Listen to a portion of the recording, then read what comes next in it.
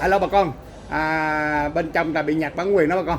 Thì bây giờ em ra ngoài đây em có cái hội gặp anh Tony, cũng là nhân sĩ của công đồng ở Nam Cali bà con. Anh Tony ơi, bữa nay công đồng Việt Nam Nam Cali mình cũng có cái sự kiện đặc biệt mà tranh luận giữa các dân cử đó. Thì cảm nghĩ anh ra sao bữa nay chương trình bữa nay tại sao vắng mặt hai dân cử kia? Hôm nay Anh tên gì, anh có quá khứ là gì? Trước tiên Tony vui hân hạnh được gặp anh Jimmy. Jimmy Dạ. ở chương trình Little Sài Gòn Cali TV. Dạ, anh mời đến đây. Với Dạ. Cali Bonsai. Dạ, có cái Bonsai TV 99 ạ. Dạ mời anh. Thì mình rất hân hạnh được đến đây tham dự để thấy một cái cuộc tranh luận, dạ. debate Dạ. giữa 4 người mà ra tranh chức congressman của nước Mỹ, là gồm có ông Trương Võ, rồi cô Amy Phan West, rồi ông Charlie Nguyễn Mạnh Trí và ông Tom Võ. Thì mình hy vọng là 4 người này sẽ xuất hiện để tranh luận cho đồng bào nghe. Tuy nhiên khi đến nơi đó thì mình hơi thất vọng vì chỉ thấy có ông Trương Võ và cô Amy Phan West thôi. Ngoài ra ông Charlie Nguyễn Mạnh Trí lại không thấy xuất hiện, mà ngay cái tổ chức ngay tại thành phố Westminster là thủ phủ của ổng đó, thành phố mà ổng là mayor mà ổng không đến tham dự là cả một sự thiếu sót nha. Một người thị trưởng mà không xuất hiện để nêu trả lời những câu hỏi cho đồng bào nghe thì đó hơi là thiếu sót. Còn ông Tom Võ thì có thể ông ở xa, ông không đến được hay là ông bị bận gì đó thì mình cũng thông cảm. Tuy nhiên mình nghĩ rằng là ông Charlie Nguyễn Mạnh Trí nên xuất hiện để trả lời những câu hỏi mà người ta quan tâm đến những vấn đề của liên bang. Tôi nghĩ rằng là có thể ông hơi yếu kém về phương diện Anh ngữ, không thể tranh luận nên ông tìm cách rút lui trong danh dự. Thưa Tony, bữa nay ngày rất là quan trọng, thấy Mỹ tới quá trời luôn. Dạ, đúng bữa nay vậy. rất là bận rộn, dù có bận rộn cỡ nào mình cũng phải tới đây đặng tiếp người dân chứ anh. Dạ đúng vậy, thì mình nghĩ đây là cơ hội tốt để ông chứng tỏ cho người Mỹ cũng như người Việt mình thấy mình là một con người có khả năng đối ứng với vấn đề, có khả năng trả lời những vấn đề và bằng tiếng Mỹ để cho người Mỹ biết. Thì ông đã tự đánh mất cái cơ hội này. Tôi thấy ông Trương Võ, ông trả lời rất là chững chạc, vững vàng những cái vấn đề liên quan đến vấn đề an sinh của nước Mỹ, cũng như vấn đề mà ngay cả vấn đề mà chiến tranh Iran thì tôi cũng thấy ông trả lời tốt. Và cô Amy cũng trả lời tương đối cũng khá. Đây thì hai người này cho thấy là họ có đủ cái khả năng để ứng biến và đối diện với sự thật để trả lời với quần chúng. Bây giờ nó tóm lại là không biết ai thắng hay thua.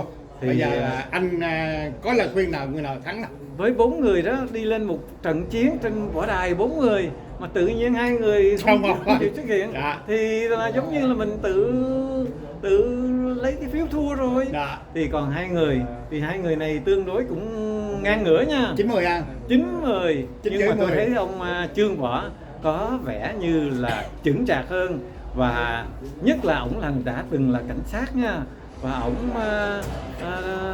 làm tới 20 năm trong cảnh sát, cũng như từng là mayor của Cerritos, thì ổng ứng biến được mọi việc. Thì hy vọng rằng là ổng sẽ là người mà có thể đánh bại ông Derek Trần, và cơ hội để mà người Cộng hòa của chúng ta lấy được cái ghế của dân biểu địa hạt 45 thì là Trương Võ.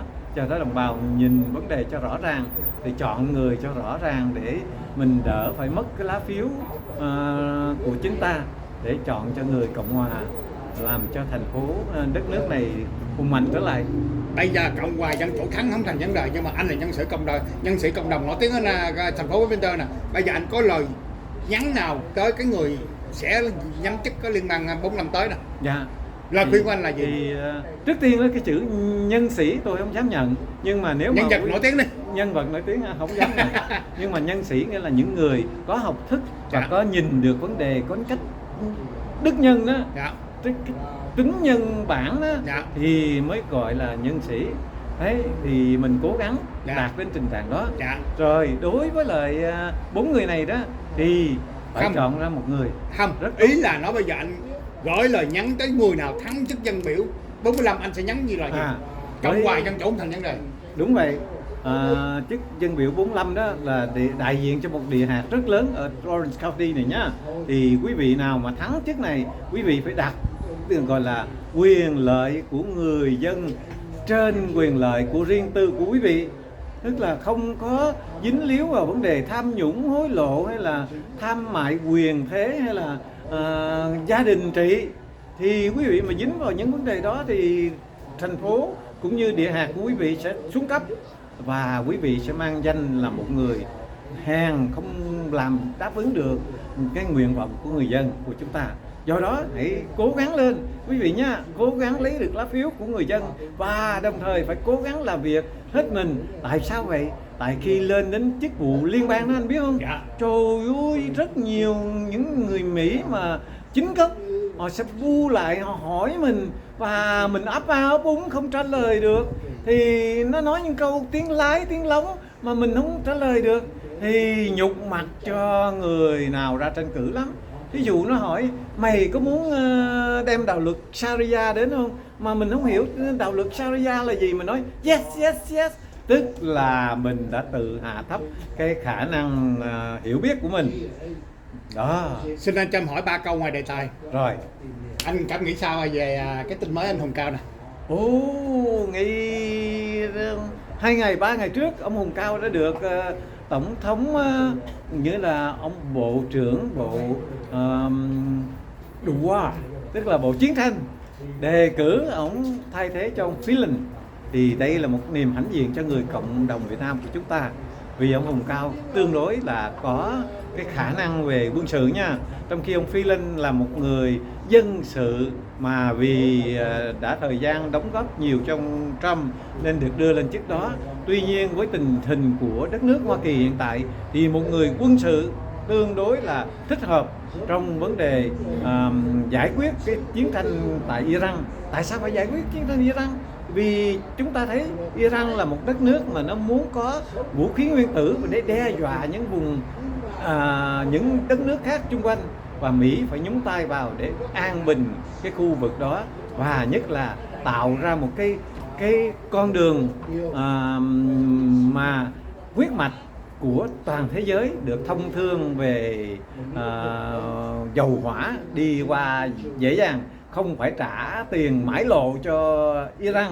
Thì đó là ông Trump đã làm tốt trong nhiệm vụ bình thường hóa cái con đường Hormuz này, và hy vọng là cuộc chiến này sẽ mang lại thắng lợi cho không những cho đất nước Hoa Kỳ mà cho toàn thế giới, là có được cái sự an bình về sự lưu lượng dầu được thông thoáng nơi con đường Hormuz. Anh sẽ nói với là anh Hùng Cao điều gì phong người dân của Little Sài Gòn Busan. Bà tiếng Việt, tiếng Anh đi. Tiếng Anh đi. I hereby would like to talk to Mr. Hùng Cao.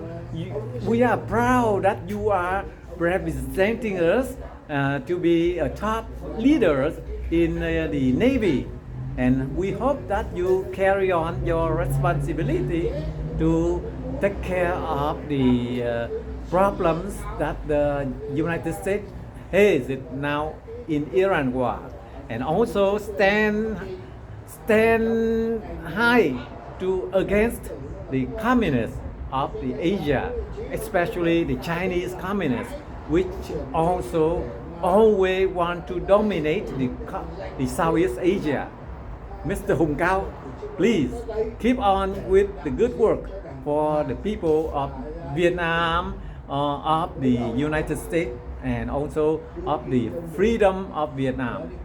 Câu thứ hai xin phép xin hỏi anh là tại vì em nghe gì mà ví dụ mà orbit đó anh, mà nghe nói thành phố cho nó nói chị Amy nói mic lại lần nữa này kia nọ, thì anh có biết cái vụ đó là gì không anh? Cái vụ đó là vụ cắt micro của sự phát biểu của cô Amy Van West trong cái 2 tuần trước ở tại ngay tượng đài chiến sĩ tự do Việt Mỹ đấy. Lễ vinh danh cựu chiến binh. Thì có buổi lễ cựu chiến binh vinh danh gọi là appreciate những người cựu chiến binh, là tri ân những người cựu chiến binh Hoa Kỳ. Thì cô Amy Van West trong lúc mà lên phát biểu đó thì tự nhiên bị cắt microphone, thì tôi thấy đây là một điều làm rất là tệ của thành phố Westminster, và đại diện là ông Charlie Nguyễn Mạnh Chí đã lợi dụng cái quyền gọi là cắt microphone, cấm khẩu cô Amy Phan West nói chuyện trước công chúng. Đây là một điều thất sách nha ông Charlie Nguyễn Mạnh Chí. Ông làm một điều rất là thất sách, nghĩa là cho dù ông ta có cô Amy Phan West có làm những điều gì mà không hài lòng ở ông trong buổi họp thì các ông phải đóng cửa dạy bảo lẫn nhau. Còn riêng ra đến công chúng thì khi một người phát biểu những cảm tưởng tri ân những người lính Hoa Kỳ đã chiến đấu tại Việt Nam thì ông phải tôn trọng những ý kiến của cô Amy Phan West và không nên cắt microphone của người ta, và nhất là phải mở rộng bình đẳng cho tất cả mọi người nhé. Đấy là cái tính gọi là bình đẳng và phục vụ trong tinh thần trách nhiệm cho mọi người. Xem anh nói là có cái dự luật là cấm không được nói luôn anh. Đúng không anh? Như vậy hả? Dường như là mà nghe nói là 30 tháng 4 này cho chị em không ghét phát biểu một lần một thôi. Anh cảm nghĩ sao về điều này? Cái điều này lại là đi vào con đường bế tắc cho thành phố ông Charlie Nguyễn Mạnh Chí ơi. Nếu mà ông tiếp tục làm như vậy đó thì thành phố của chúng ta sẽ bị kiện, và khi kiện đó thì thành phố sẽ phải bỏ tiền để đáp ứng lại những lời kiện đó. Thành ra ông làm như vậy là tự động khiến cho thành phố của chúng tôi bị dính vào những vụ kiện và phải trả tiền cho những vụ kiện này. Nên tôi yêu cầu ông đừng tiếp tục làm những cái chuyện mà vô bổ như vậy nữa. Phải mở rộng tầm nhìn, phải tôn trọng ý kiến của tất cả mọi người, và đồng thời phải có những cái sinh hoạt mà rộng rãi, không nên dùng cái áp lực của gia đình trị. Tại vì sao tôi nói chữ gia đình trị? Tại vì ngay trong thành phố của chúng ta có 5 người nghị viên mà ông là một, và người em rể của ông đóng một vai trò nghị viên. Mỗi lần ông đưa một quyết định gì thì ông chỉ cần đã có 2 lá phiếu, ông chỉ cần đưa thêm ông Carlos Menzo vô lấy 1 lá phiếu là ông đã lấy được cái quyết định để bịt miệng, bịt sự phát biểu của người khác, thì điều đó không nên làm nhá. Tôi tuyên bố là chúng ta đang đi vào con đường bế tắc đó ông Charlie Nguyễn Mạnh Chí. Thứ tư này, thứ tư tuần rồi đó em có họp, em thấy có dự buổi họp, em thấy cũng Amy Phan West cũng bị ốm mic nữa. Gây qua gây lại thì Amy Phan West cũng vẫn bị anh Chí ốm mic nữa. Thì anh nghĩ chị Amy Phan West mình có nên đổi tên là Amy Phan West bị cúp mic không anh? Thì nếu mà làm quá nhiều lần đó thì người ta sẽ nói là ông thành ông mayor của mình là ông mayor chuyên môn bịt miệng bịt mồm người khác. Thành ra không nên nhá. Tôi khuyên ông Charlie Nguyễn Mạnh Chí không nên làm những chuyện như vậy. Nhất là trước đây ông cũng đã từng gọi là nói cái câu mà tôi nghe rõ ràng: I am a piece of shit. Nghĩa là sao anh? But I am your mayor. Đó, một người cư dân người Mỹ đó, ông lên trình bày vấn đề mà ông nổi nóng, ông đã nói lên là I am a piece of shit, tức là tao nè là cục phân nè, nhưng tao là thị trưởng của tụi bay. But I am your mayor. Nói một câu rất là sắc sược và ngu xuẩn, tôi dùng chữ như vậy. Đó, đồng bào không tin thì lên thành phố vào hồi tháng 10 năm 2025 để xem những video còn lưu dấu lại nhá. Nghe cho rõ cái sự gọi là tức giận của một ông thị trưởng mà đáp ứng với lại cư dân Westminster như vậy là không nên làm như vậy. I am a piece of shit, but I am your mayor. Cái đó cũng hơi nặng ha. Hơi nặng chứ. Anh ơi, nhưng mà bây giờ thành phố Westminster mà ảnh gần hết chức thị trưởng rồi. Bây giờ chị Kim Minh Hồ với anh Carlos bây giờ chuẩn bị ứng cử viên chức thị trưởng thì anh nghĩ thì sao về chức vụ này? Dạ thì tôi nghĩ là ông Charlie sắp sửa ra tranh cử chức nghị viên dân biểu liên bang. Và nếu mà ông tiếp tục lên á, thì tốt. Còn ông không lên á, thì ông sẽ trở về, ông tranh lại cái chức mayor. Đấy nha, thành phố của chúng ta sẽ trở nên một cái piece of shit nữa. Không nên làm như vậy. Tôi tin tưởng là ông Charlie nên lưu tâm, trước tiên là nên xin lỗi dân chúng Westminster là tôi đã phát biểu sai lệch, tôi không phải là piece of shit. Đúng rồi, câu nặng quá, kỳ quá. Câu nó nặng quá, tự ví mình như là một cục phân vậy. Mà chứ cộng đồng nữa, kỳ quá. Đó, nếu ông tin nói là thành phố không có chuyện đó xảy ra thì xin ông đính chánh lại và đưa những cái bằng chứng là không có chuyện đó xảy ra. Bây giờ hai ứng cử thị trưởng chị cái Minh Lê Hồ và ông Khalil anh tính sao? Thì hiện tại đó thì chúng ta sẽ thấy có bà Kim Ly Hồ ra tranh cử, rồi nghe tin là ông Carlos Menzo cũng sẽ ra, rồi có thể là ông Mạc Nguyễn sẽ ra. Rồi nếu Mạc Nguyễn là thắng đó thì nó sẽ đi vào cái tình trạng như thế này, là Mạc Nguyễn còn dư cái ghế 2 năm thì Mạc Nguyễn sẽ sử dụng cái quyền đề cử ông Charlie vào vị trí đó. Thành thử ra tức là một sự gọi chuyên quyền, độc tài và chuyên chế và gia đình trị. Do đó chúng ta phải tìm cách ngăn ngừa cái sự gia đình trị trong thành phố Westminster nha quý vị. Anh Tony ơi, ngày mai như anh có cái chương trình gì đặc biệt không? Anh đi có thể là chia sẻ chút ít luôn anh. Dạ đúng rồi, đây là cái chương trình mà một số người tổ chức là thư mời tham dự buổi chiếu phim 30 tháng 4. Thì đây là nói về gương thành công của người Việt gốc Mỹ người Mỹ gốc Việt tại Hoa Kỳ này.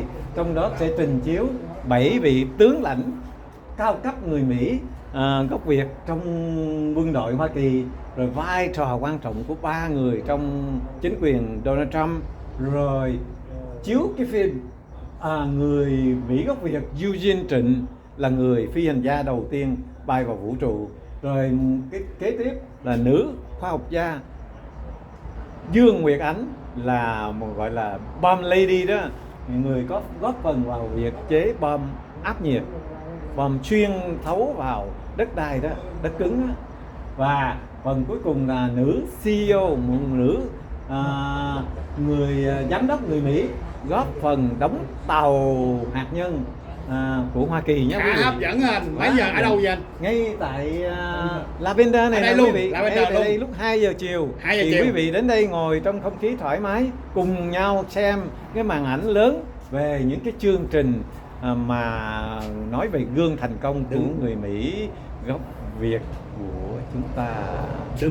Đường số 13 bà con. Có mua vé này kia không nọ? Có sao anh? Cái này là hoàn toàn miễn phí nha. Chương trình này hoàn toàn miễn phí để và có phần ăn trưa, bánh mì, đậu phộng, nước lọc đến quý vị. Đến đây ngồi xem phim thoải mái lắm quý vị ơi. Ai mà suy nghĩ được cái chương trình này vậy anh? Trời ơi, tất cả những người, thí dụ như có bà Kim Ly Hồ nè, bà cũng góp phần của đó. Ông Ngô Văn Quy, ông Trùng Dương của Hội Hậu vệ Quân lực Việt Nam Cộng Hòa, rồi ông Phan Thanh Liêm, hội trưởng Hội Hậu vệ Cứu Sinh quân, và tôi là Tony Bùi cũng góp phần vào trong đó với cái chương trình của cái nhóm tôi gọi là MAGA, tức là Make All American City Great Again. Tức là mình nêu lên cái vai trò là chúng ta phải có nhiệm vụ làm cho thành phố của chúng ta vững mạnh lên, song song với sự vững mạnh của đất nước Hoa Kỳ này. Đây, thành ra mời quý vị 2 giờ trưa nha, 2 giờ trưa Chủ nhật ngày mai ghé đến đây tham dự buổi, ngồi xem video clip, rồi đồng thời nói chuyện gặp gỡ nhiều người vui vẻ với nhau. Em cảm ơn Thanh về chúc em mạnh khỏe. Xin chào. Tại vì chương trình bây giờ đang chuẩn bị đang tiếp tục bên trong mà con. Em phải vô trong mà con. Dạ thưa, đúng rồi, ngày mai nhé. Chương trình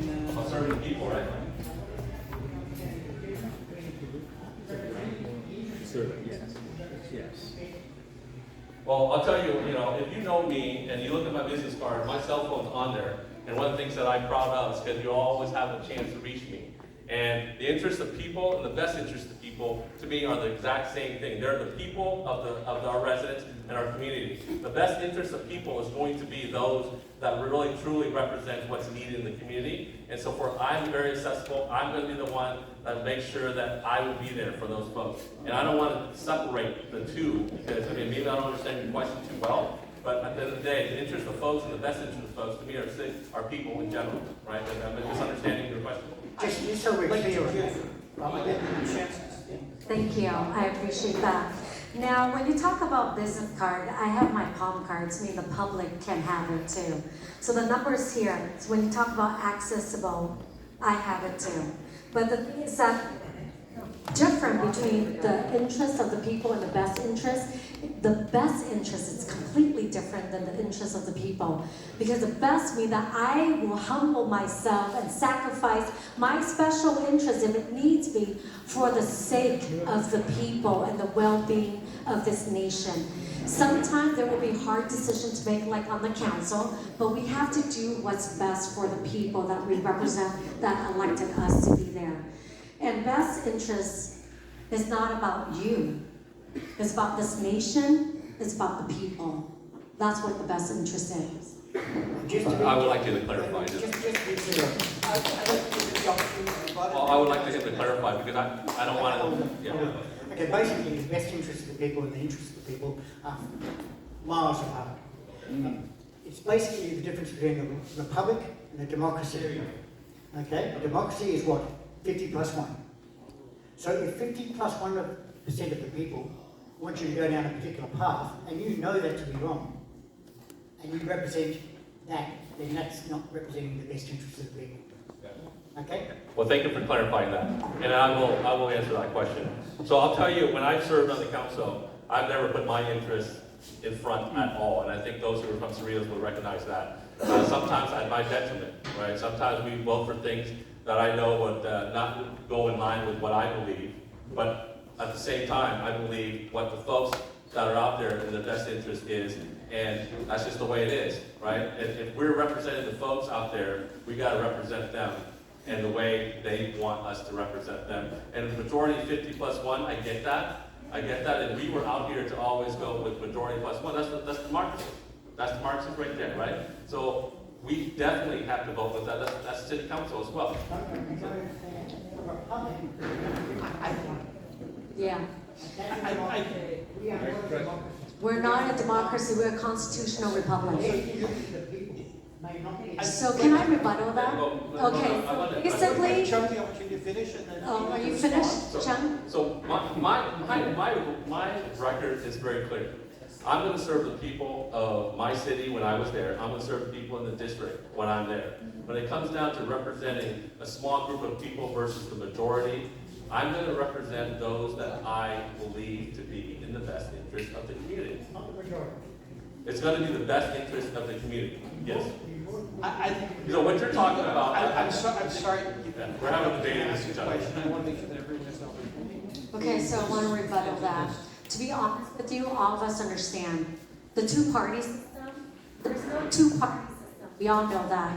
They're all the same. The establishment on both sides.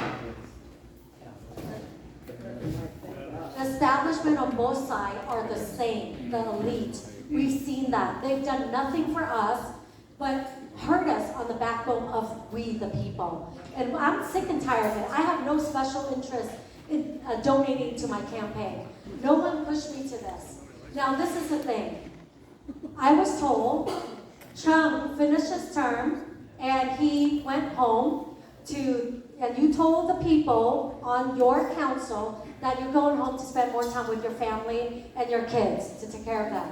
And then about a few months later, you got asked to run after I filed. And the special interests in South County want to take over the 45th. They don't know anything about the 45th. They should not have a hand, special interest in the 45th. We, the people, have the interest. You saw how much I got attacked. You know what's the easiest thing to do is leave the council and just go home, and that would be the easiest step. But no, I promised my constituent that you voted and elected me to stand here and fight, and I will continue to fight even though my mic get cut or whatever. I got sanctioned, censure, all of it, and removed from all committee. But I still fight.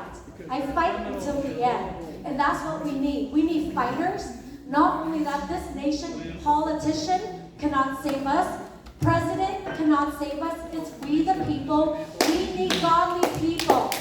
We need godly people to turn this nation back. We need to come back to God. And that's who will save this nation. Without God, we're done. Like the Romans, look at them. Look at all the history we've seen. We need to turn back to God for such a time as this. God has called us. God has given us a break as a nation to repent and do what's right for the people.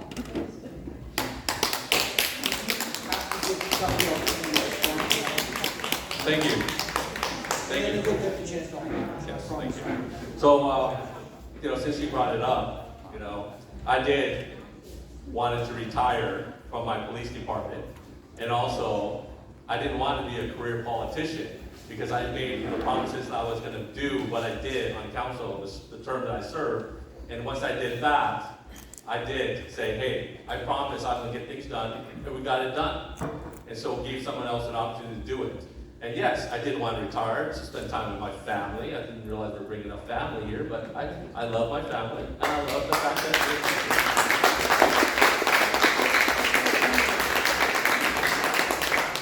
and yes, you know what? When we have to fight for our party to make sure that we actually can beat Derek Tranhh, yes, I did get a phone call. And yes, because the only person that can beat Derek Tranhh is me you're looking at. All right? It's not about the establishment. It's about who truly can compete with the incumbent. And I'll tell you, since we really didn't go into it, the Little Saigon community is great. They're conservative, and Amy brought it up. Derek Tranhh beat Michelle'sville by 653 votes, right? And in that voting system, part of that came from the Little Saigon community, but also, don't forget, there was 3 cities in LA County that normally vote blue. Cerritos, Artesia, and Hawaiian Gardens. Now, I would argue the swing vote is not just in Little Saigon. There is lots of votes in LA County as well that changed the outcome of the last election. And of course, other things, I would say fraud and cheating and stuff. But anyways, at the end of the day, the only person that can beat Derek Tranhh is that Amy is right. The Little Saigon community, conservative, they have a Republican Vietnamese to vote for now. They can choose 1 of 4. But the only person that can get votes in from the LA County side is the former mayor and council member of Cerritos. And the Cerritos, so yes, they wanted to beat Derek Tranhh. And so therefore, when I ran in 2020, I got over 5,300 votes. That's more than the 653 that Derek beat Michelle by. So yes, and I came out. I don't understand why people make it such this is a bad thing that he was retired.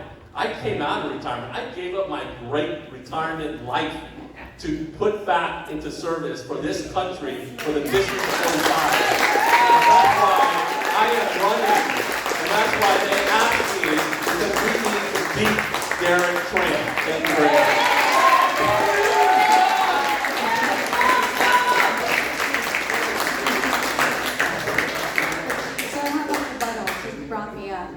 Okay, so we have to understand, we'll get to you in a bit. Thank you for being so patient. Really appreciate that.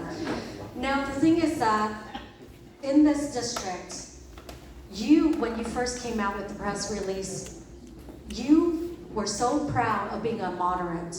And Derek Tranhh is a moderate Democrat. So you're no different. Think about this in the 45th district. A Vietnamese Democrat, Derek Tranhh, in the general with a Republican, Vietnamese, either one of them, right? Would the people in the 45th district trade a moderate for a moderate? No. Would they trade a Democrat, Derek Tranhh, for a female, courageous woman? Yes, that's likely. Because for me, how I know that is because even when I go to Vaughn's, when I talk to Democrat women, they say, because you're a woman, I'll vote for you. I'll give you a chance. Because the thing is that we have to know the layout. I'm not being sexist, because the thing is that I know someone just mentioned that. As a Republican, as a conservative, but not only that, I believe that we need good people who will fight and who would not just quit. Because the thing is that Tranhh There's people on the ground who have asked you to help when in certain events, but you did not come and help them. But for me, people who know me on the ground here, let me give you an example, quick. There was a lady in the district here, I'll be brief. She lives in a mobile home, and she said that this guy was homeless. She allowed him to live in her mobile home because she felt sorry for him. Then he didn't pay her $500, and then he threatened her, if you talk bad about me, I will beat you up. And so then I give her the law enforcement number to contact, she filed a report, and they were able to kick him out. That is action. Because that's adult abuse, right? Adult abuse. We don't deal with that, and we cannot stand by that. Go ahead. 对，先小中点。 Okay. Well, thank you. Again, your information is incorrect. Just like the last time we spoke, you said my consultant was out of Texas. That's not true. I never released that. Hold on. Hold on, let's my time stop. Oh, I never released a press release that said I was a moderate. And what you're referring to is a media blast out there with my press release that they write whatever they want to write. My press release never even indicated I was a moderate Republican. So I just want to clear things up. Two, last I checked, we were not the party of DEI. So it shouldn't matter if you're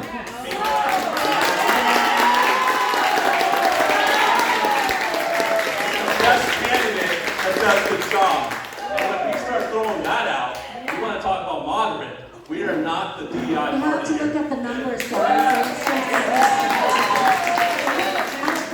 Remember that. We're not Texas. I'm really sorry, both of you guys. I think I did enough opportunity to both speak, but I do want to give our audience members the opportunity to ask questions. Please ask the question. I apologize for the delay. Okay, so Amy brought up the point of sales tax and bringing sales tax revenue into the city. My question is, what have you done as a city council that you're making sure the city is collecting the sales tax, the correct sales tax that the city is supposed to collect? Because you mentioned people doing cash-only businesses, and so I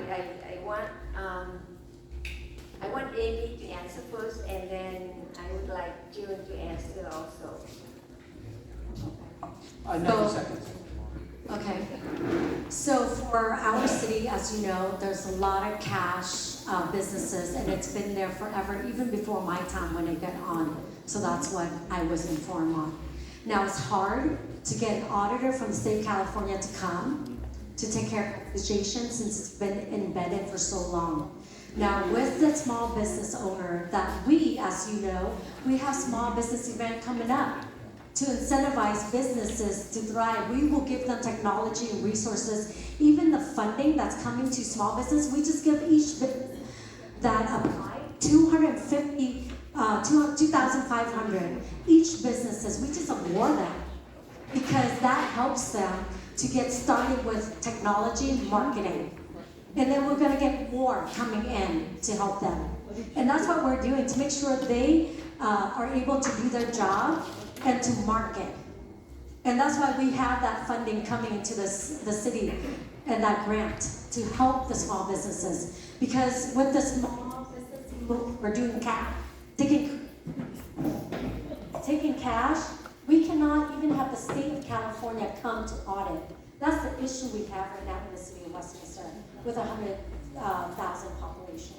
But we can go around that. That's why we got a grant from the Fed to help us giving them that check to help their small business to market. That's what we're doing right now. And then we're going to have a workshop coming up right now in this month to help the business. We're going to have different program and technology to help the small businesses. We're out of time. I just want to give Chung the opportunity to address the question. Thank you. You know, in the city of Cerritos, I know nothing about cash business because it's not allowed. If we did know about it, guess what we would do? We would enforce it and make sure that doesn't happen in the city of Cerritos. You know, if you want to talk about special interest, if there's businesses in this city or any city that circumvents IRS laws, it doesn't file taxes, and it hurts the city because the city's not receiving the revenue that's needed and necessary, and then that city then goes around and then raises taxes to tell the folks to increase tax and pay more. In the meantime, when you know there's local businesses that may be violating IRS laws and the money is not getting back to the city, that itself is wrong. Okay? If I was ever made aware of that when I was on council, I would make sure that IRS would be going to Congress. This is the one thing about fraud and wasteful spending is something we will look at, right? And it doesn't matter what city you're in. If you're in the 45th district, Chungbo is coming. Yeah! Did you have another question? Yeah, if you give me the, what you do exactly, because Absolutely. I'll give you guys 45 seconds. So I'll give you an example. The auto square is one of the biggest sales tax revenue, right? When people buy cars, we get money, right? GST, which is one of the biggest government entity technology in the country, they're located in Cerritos.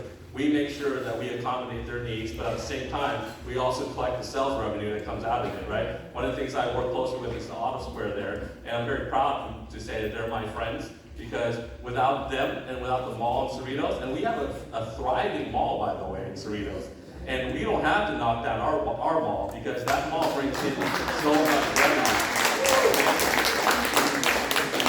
You know what hurts cities is when you knock down businesses and then put in housing, and that's where the sales revenue is lost, right? There's got to be a balance, right? And if the location there is a mall, we got to do everything we can to preserve that sales revenue so that way every resident can benefit from it. And so I work closely with the mall, the auto square, GST, and we brought in and recruited business into our city to allow for the sales revenue. And so I'm a business-friendly guy. So thank you. We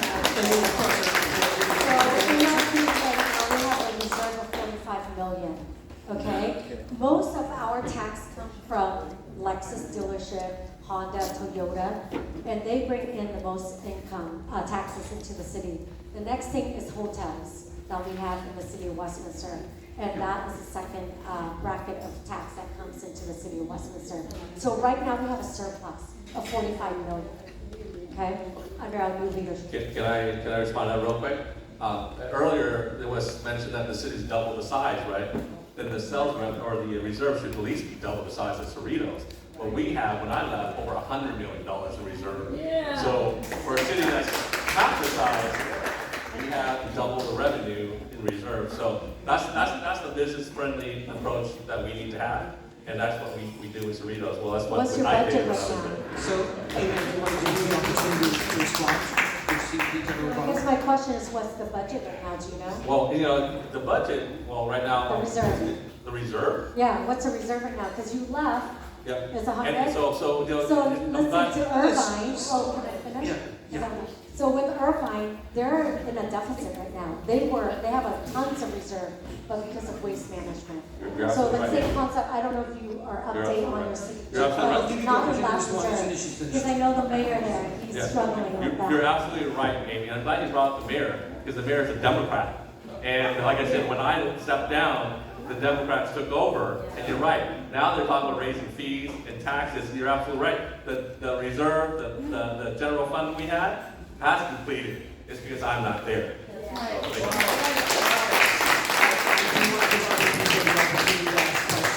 I'm allowing the candidates to rebut, but just in the interest of time, I'm trying to keep the time under 90 seconds for each answer. Please go ahead.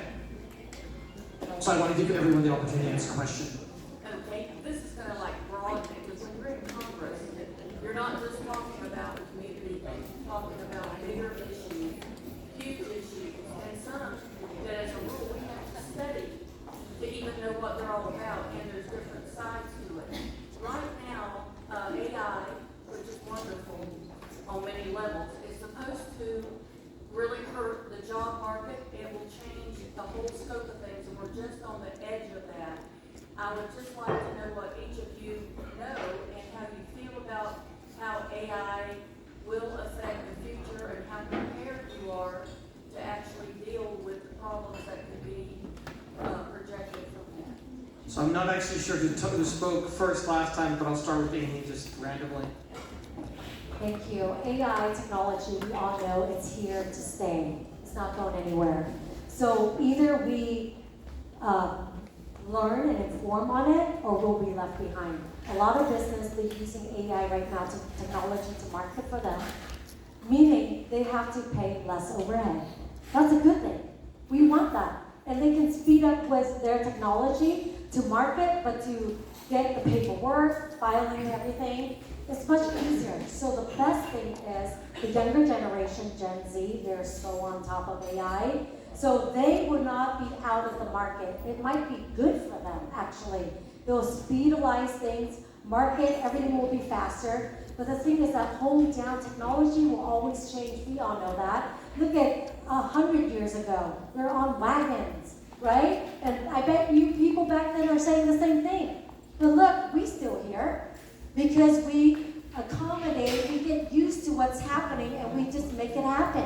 And I think that's what it is that you capitalize on AI technology and then work it and let it work for you and make it better for you, your businesses. And that's what we have to do. Thank you. You know why AI is so prolific and just taking over?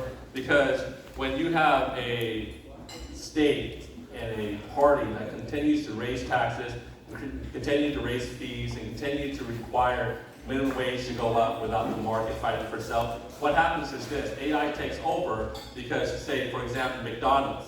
When the state of California raised the minimum wage up for people who work at fast food joints, right? What do? They invest in AI now. So what we lost is customer service. At the congressional level, what we need to do is make sure that AI, one, doesn't take over our life, it just supports our life, right? And the second thing is this: when we continue to increase fees, increase taxes, businesses will continue to find avenues to replace human beings. So we need to make sure that our businesses bring back customer service, bring back employment for our kids that graduate from college. My son's graduating this year. I am concerned with AI that he may not find a job. Because why? Employers are forced to look at AI to save money because all the ridiculous fees and taxes that the state of California has imposed on our state. So thank you. Good evening, Tony Bui of Westminster. I came here and I expect to see 4 people. However, I saw only 2 people here. I'm really frustrated. And I question to you, did you send a letter to those people who was not here? Officially invite them. As a neutral moderator, I try to make sure that everyone has the opportunity to speak here. All 4 people on stage were invited, they were encouraged to come, and they were assured that as much as possible, they're treated with fairness and given the opportunity to speak. So I do want to make it clear that we made a point for all of the 4 candidates to invite them and make it clear that they were welcome, and to make it clear that we would treat them as fairly as possible and give them the opportunity to address the voters of this district in a fair, balanced way without any favoritism and treating them in the way that they felt that they wanted. Yeah, I'm a resident of Westminster, and I'm frustrated that my mayor did not show up here to answer my question to him. So I convey my really sorry not to see Mr. Charlie here. And secondly, in the last election, David Tranhh, he won the election because of the election days. Not only 1 day, but 28 days. Have you ever seen any election days that would last for 28 days? Are you asking us or asking him? So I do want to give both of the candidates the opportunity to both address the candidates who are not here, and also to address the question asked. So I guess, who am I going to start? You started earlier. I was asked this earlier. I can't answer for the other 2 why they're not here, but you see they're not here. Also, I got the invite. I'm sure Amy, you did too. That's why we're here, and we agreed to do this early on. and without any changes of plan. So I'm here because you folks expect me here, and because I'm not scared to answer questions. I'm here to make sure that you know who to vote for. If you like me, great. If you like Amy, great. That's what democracy is about, right? If you vote for whoever you decide that you want. Unfortunately, we can't make that decision for the other two because they didn't show up today for whatever reason. So you're going to have to ask them. They'll have to answer to the public for that, okay? And the 28-day election, we only have 1 day of election here in California and in America. Unfortunately, with the system, election process the way it is, and we're hoping to change that everything happens on the day of election. But you're right, a lot can happen in a 28-day process, right? And a lot did happen. Michelle was leading by over 10,000 votes election day, and at the end of the 28th day, she lost by 653 votes. And then later on, there was discussion that there were some ballots that were found that were not counted. I don't know, because I wasn't there, but I'll tell you this. The election should be expected to be on a certain date. Results should be expected by a certain date, and we shouldn't drag it on over and over and over.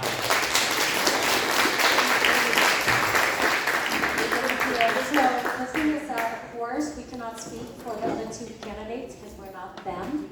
So I'm not going to assume or speculate because that would not be fair. So I can only speak for myself. We're here, like Tranhh said, so we're here to answer any tough question, bring it all on. And then, because transparency is very important, and that's what I've been fighting for as a councilwoman in Westminster.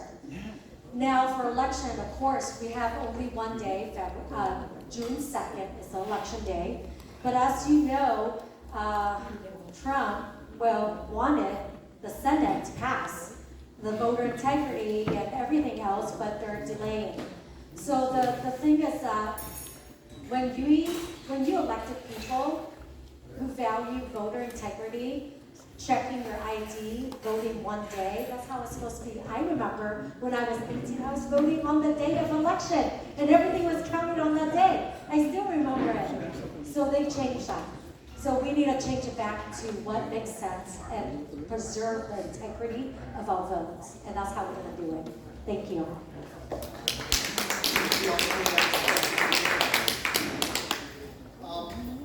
My question is based on what was said a little bit earlier about housing. Okay? I'm a 40-plus year veteran of the real estate industry and development, et cetera, et cetera. So I'm a little troubled by some statements I've heard, like BLM land is the answer, just a small percentage. Without infrastructure, I don't care where it is.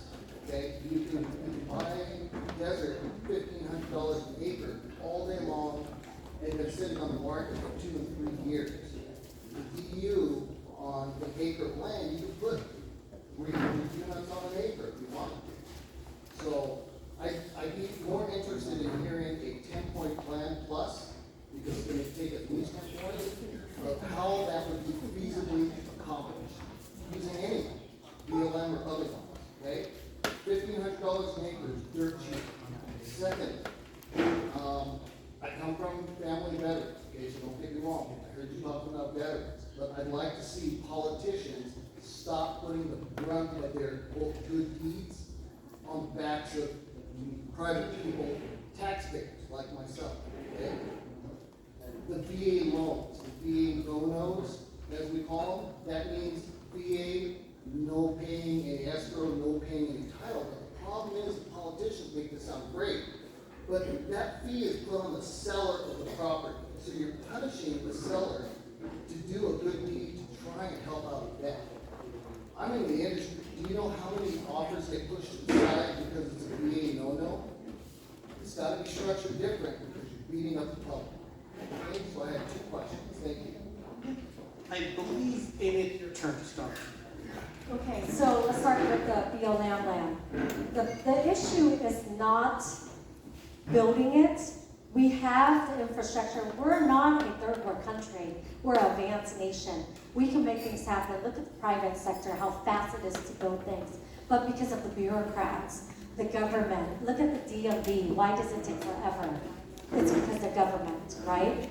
So when we release land, what I'm doing ahead of time, even before I'm there, I'm talking to different developers to make sure when we release federal land, it's gonna overlap certain county. So we don't have to deal with the state bureaucrats and regulation. We can go straight to the county, wherever that BO land is gonna release. Remember, there's 90% of it across this nation. We need builders. Every builders would love to jump on this. You know, digging, building, welding, everything. The thing is that, We don't want to build in those areas. but there's certain areas, you have to look up the 5 freeway, look up the other area where all, maybe, I think, have you looked up all the BLM land across this nation? I travel. But there's areas where you can do it, but maybe that's just your opinion. But the thing is that it's doable. We have a lot of land. We can build on it. We just release it. Because state of California, they're not going to do that. So we have to take the other route for Congress. Thank you. So it's interesting because I've heard this plan before one time a while ago, and you know, I think Amy, you go off-roading as well. I think it's your family, right? So my family do. We go dirt biking, we go to BLM land, we go to Akatia Wells, we go to Salt Sea. You're absolutely right. You can open all the land in the world if no one wants to live there because it's too hot, too far, too whatever. You can build all the housing you want at the cost of the taxpayer money, and no one's going to live. Look at the Salt Sea, the community there. There's homes already there. No one lives there. So you have to approach this with a thoughtful approach. And you know, I appreciate you saying that. I'll tell you right now, I'm not an expert when it comes to VA loans because I've never had that option. And one of the things I'll do is make sure I put experts around me so I can understand it. Nothing's ever free, folks. Nothing's ever free. There's always a cost to something. And there's a benefit to some, and there's a cost to something. And then maybe we can do something in regards to maybe a nonprofit, like maybe, I don't know. I would love to have folks like you to tell me, hey, this is what's going on, and this is how we can fix it, right? I'm not gonna stand up here and say I know it all. I'm gonna tell you when I don't. In this case, this is the first time I've heard of it. I would love to pick the brains of veterans that have to go through this, and then the sellers that have to go through this. Because I've never had to sell a house to a veteran with a VA loan before, so that's something I've learned today. But when it comes to real estate, you're absolutely right. You can build whatever you want, but if you don't have a market there, no one's going to buy. It's going to be a waste of time, waste of money. And I don't want to send the folks that need affordable housing out to the desert. You know, and one of the things that we did at Cerritos is we looked for land that's actually owned by Caltrans over by the 5 freeway and what's that street? Orangeburg, Valley View. And that's a huge lot of land. We were actually trying to acquire that as a city and buy it because, as you know, the state likes to push housing regulations down to local levels, and then they have this mandate, and then we're forced to actually look for RENA homes, right? And so as a city, we actually went and looked at Caltrans property. We asked them, hey, can we buy your property? And so then we're going to develop from there with developers. So we actually did address, and then guess what? Those folks who actually live in the community, not out in the desert. I guarantee you, if we were able to acquire that, a developer would love to come in and build in Cerritos. I want to thank the audience members for bringing up the topic of housing and in the state. I think it's a very important issue. Thank you for bringing that to the attention of our audience. And But not leaving it- everywhere is desert land, just to let you know, BLM, it's not all desert land. I have a question, and then someone that's working in the back wanted me to ask a question. So my question, which is the first question, is there anything about America's foreign policy that you do not agree with? That's question number one. And the person in the back, a tougher question, wanted me to ask this. Amy, why would you make a better congresswoman than Chung Vo? And Chung Vo, why would you make a better congressman than Amy? That was a question coming from the back. Good question. I believe it is your turn. I'm sorry. Let me answer the second question. Why I'll make a better Congress member than Amy. I don't know Amy too well. I mean, we were getting to know each other a little bit as we're doing this. But I'll tell you why I think I would be a better choice. One, like I said earlier, I would be the one that beats Derek Tranhh in the general, right? And then once that happens, what I'm going to be is I'm going to make a promise, though, and I don't make promises I can't keep, and folks from Cerritos know this. I'll be accessible. I'll be working. You'll see me actually in the district. I'll be in D.C. when I have to be, but when I'm not in D.C., you'll actually see me in the district at 45, and I've been working with the groups here. The other things I want to work on is make sure that the representation is true and clear and transparent. And when I say that, it's because we have failed as government to not represent our people when we get elected.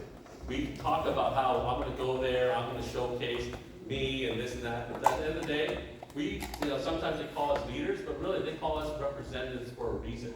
We represent you folks. And when you folks tell us what to do, we have to make sure we represent that. That Derek Tranhh right now is not that guy. For him to sign a resolution, not sign the anti-socialist resolution, he represents Little Saigon here. The people of Little Saigon fled Communist Party. And for him not to sign that along with the Republican colleagues, I think that sends a loud message that he's not representing his constituents here, right? So I'll tell you this, I will represent the people, but not just in Little Saigon, but all over the 45th District. One of the interesting things I see in the Westminster Council meeting is that when you have folks that come and speak to the council, sometimes I feel like they get discounted or pushed aside by the mayor. And he doesn't let them speak, he doesn't let them have a discussion. Sometimes he even shuts it down.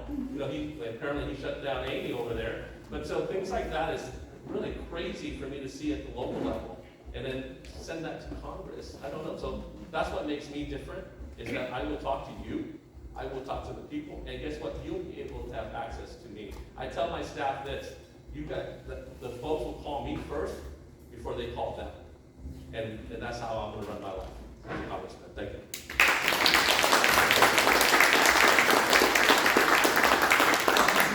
Answer the question regarding foreign policy. Foreign policy, yes. One of the things that I want to get rid of is the U.S. ID. That's something that we, as a policy, for us to send money overseas for programs that have nothing to do with anything legitimate that represents the value of America, we need to stop that. That's the one foreign policy that I'm going to go after, and they're doing it right now, which is great, but they're getting a lot of kickbacks as well for that policy. And when they talk about millions and billions of dollars going to overseas for countries that are doing crazy stuff that we don't even want to be done here, sending condoms to another country to prevent, is that really our problem? No, right? I mean, yeah, we are a great nation. We're a nation that, we want peace throughout the world, but we're not the nation that rules the world. We help, absolutely, but we can't help at the detriment of our own country. Right now, our debt ceiling's high. We have huge deficits. We have problems here locally. We got to make sure that we don't have that policy in place anymore. We need to get rid of that and make sure that the only money we send overseas has value to American citizens. Thank you. What I would focus on is the war all the time, right? The arcaki. Because the thing is that they are using weapons. We have tried to go into a different country, try to invade, try to make it better, but the warmonger, that's not the reason why we're over there.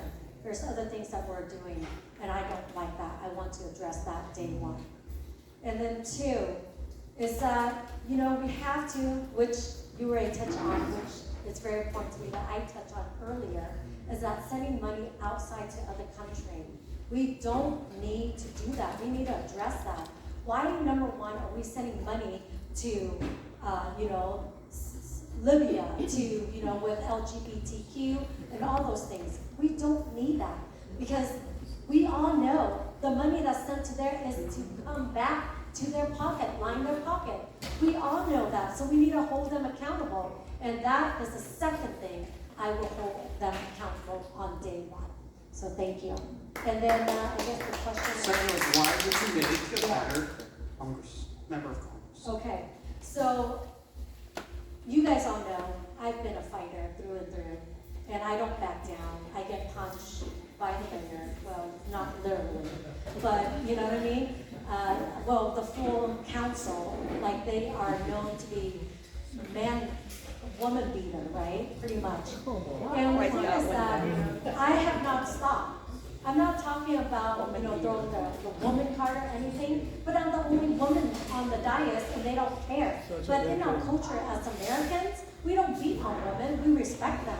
You know what I mean? And for the thing is that for them to do that is un-American and unconstitutional. Now, The reason is what they've done to me, and for me to escape in a war-torn country all my lives, and I've always had to fight to defend. And even when I was in high school, you know, people who are being mistreated, I always come to their defense. Even within the Republican, when other people who are running for office, I stick my neck out, even though the establishment didn't like it. But when it's right to stick your neck out for someone, you do it. You do it, you speak out for them. And for example, with our legislature, this is what I did. Our Republican legislature vote to sexualize our children not only in public school, but in charter school. I brought it up to our party, yet our party discarded it because they say we have to protect this person. So that way the Democrats, we have to hush hush. No, if it's within our Republican Party, we need to clean house and we have to address our house issue. And for the Republican Party have done that to the Orange County, not holding them to the fire, the foot to the fire, the vote to the fire. I think it's an issue we have within our own party, and we need to address that. And if we can't address the House issue, how can we address the Democrat issue, right? When we have our own issue as well. Like right now, one of our legislature were pushing, what was that?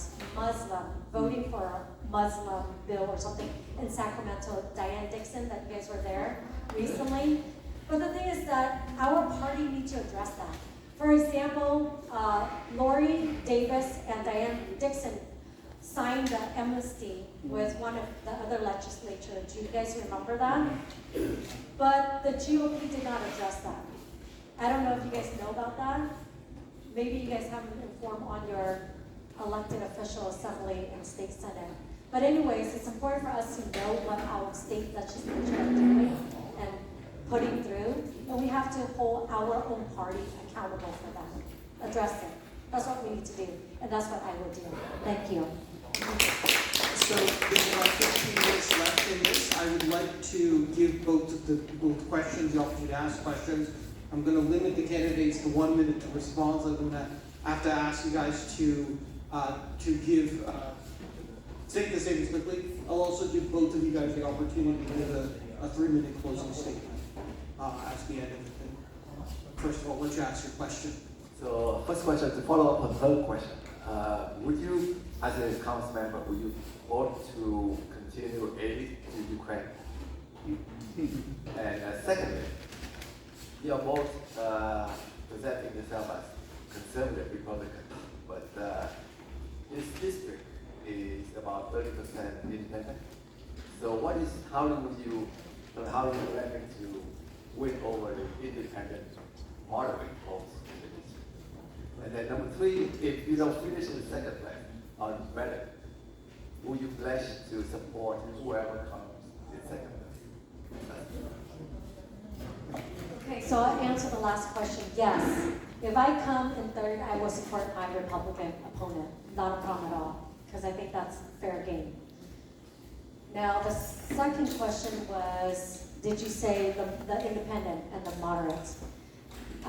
Yes. For me, I have talked to many of you guys, like earlier, I mentioned, the two-party system, they're no different, okay? I have go against my Republican, and I have addressed certain hard issue because that's not conservative.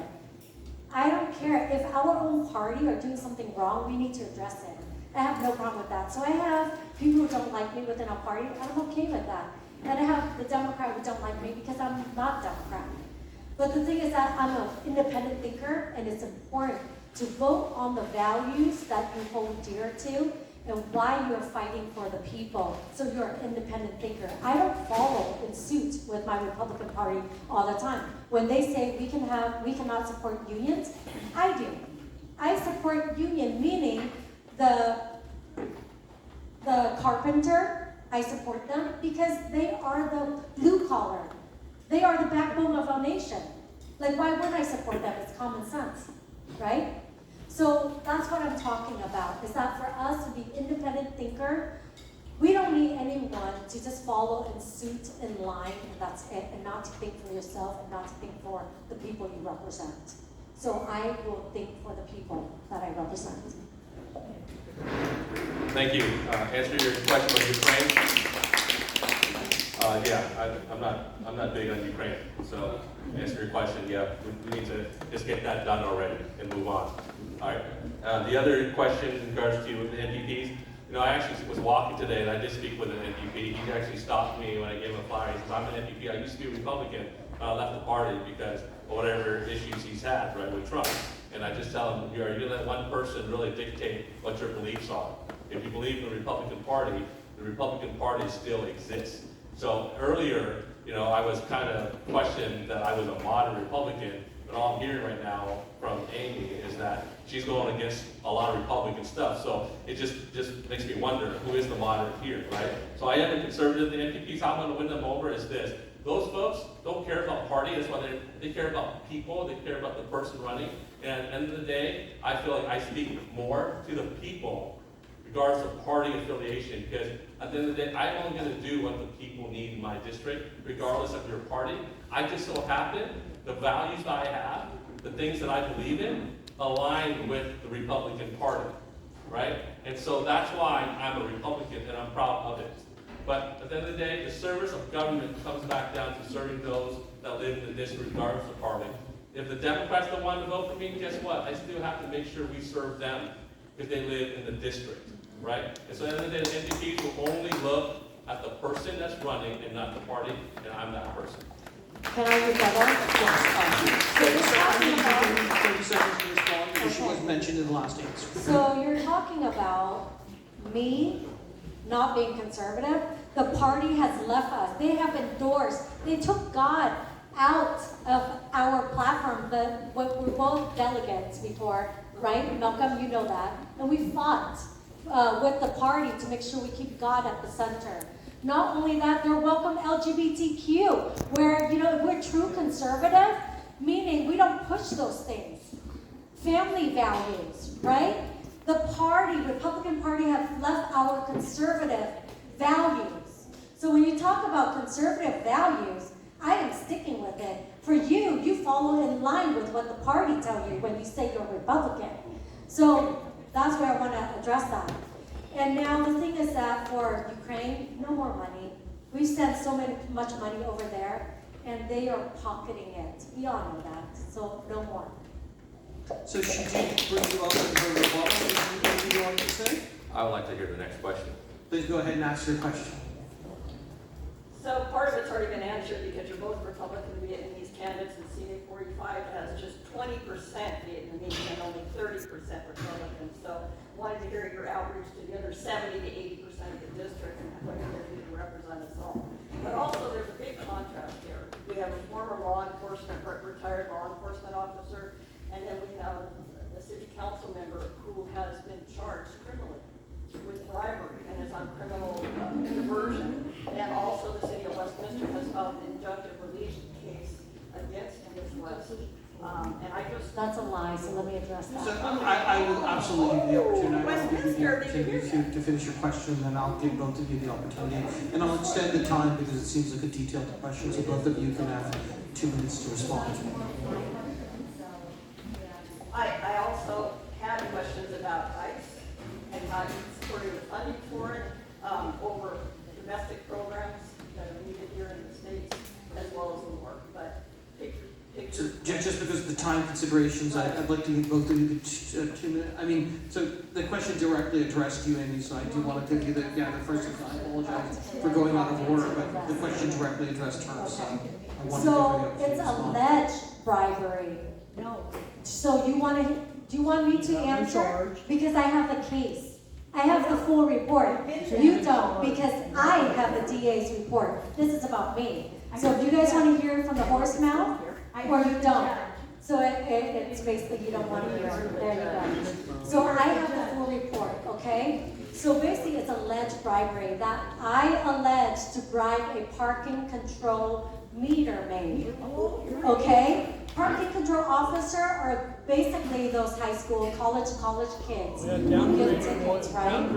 And I was served because as there's people out there who don't like me as the establishment, they want to take me out because I have no problem speaking out. Now, this is the thing, alleged bribery. I have the full case. If you need me to release it, I can release it.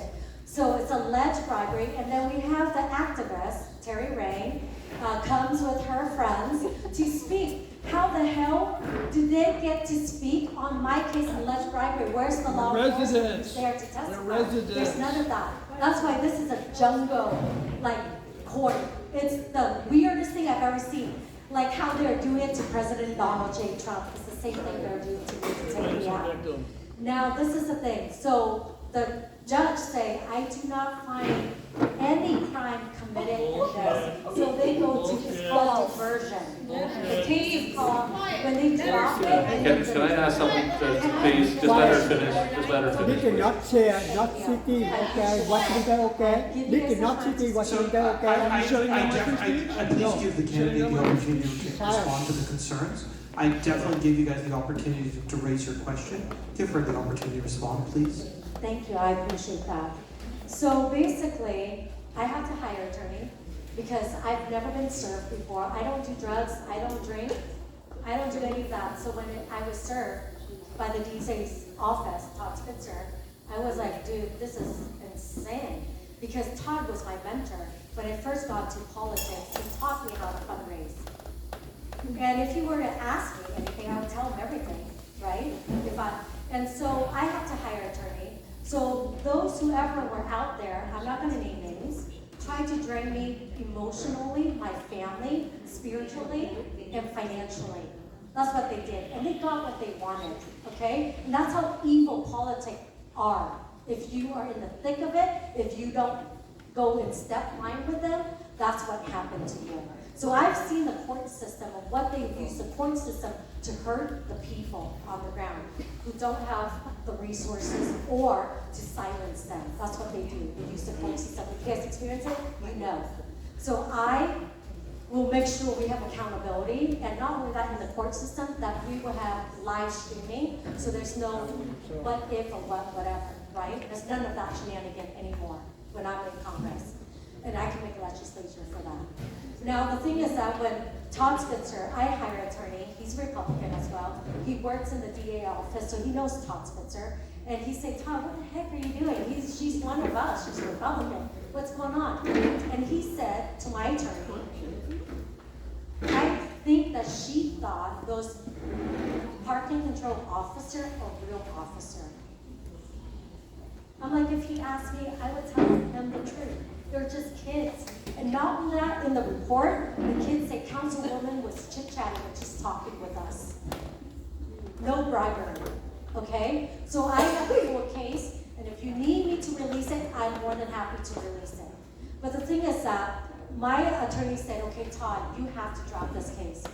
And he said no. Then my attorney came back to me and said, okay, Amy, what do you want to do?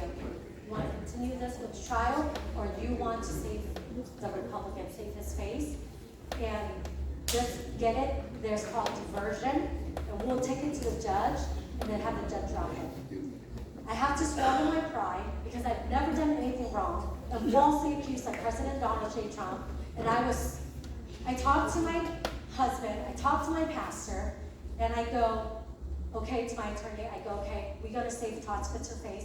So my attorney talked to Todd, and we said, Amy, we'll go to the court, we will go to the judge, and have it deference. We will save your face, Todd. And this is what we're gonna do. And so we went to get a deference. In the case of deference, basically you can have a 2-year. You want to finish? Yeah, sorry. Okay. So a 2-year deference is the longest for 6 months.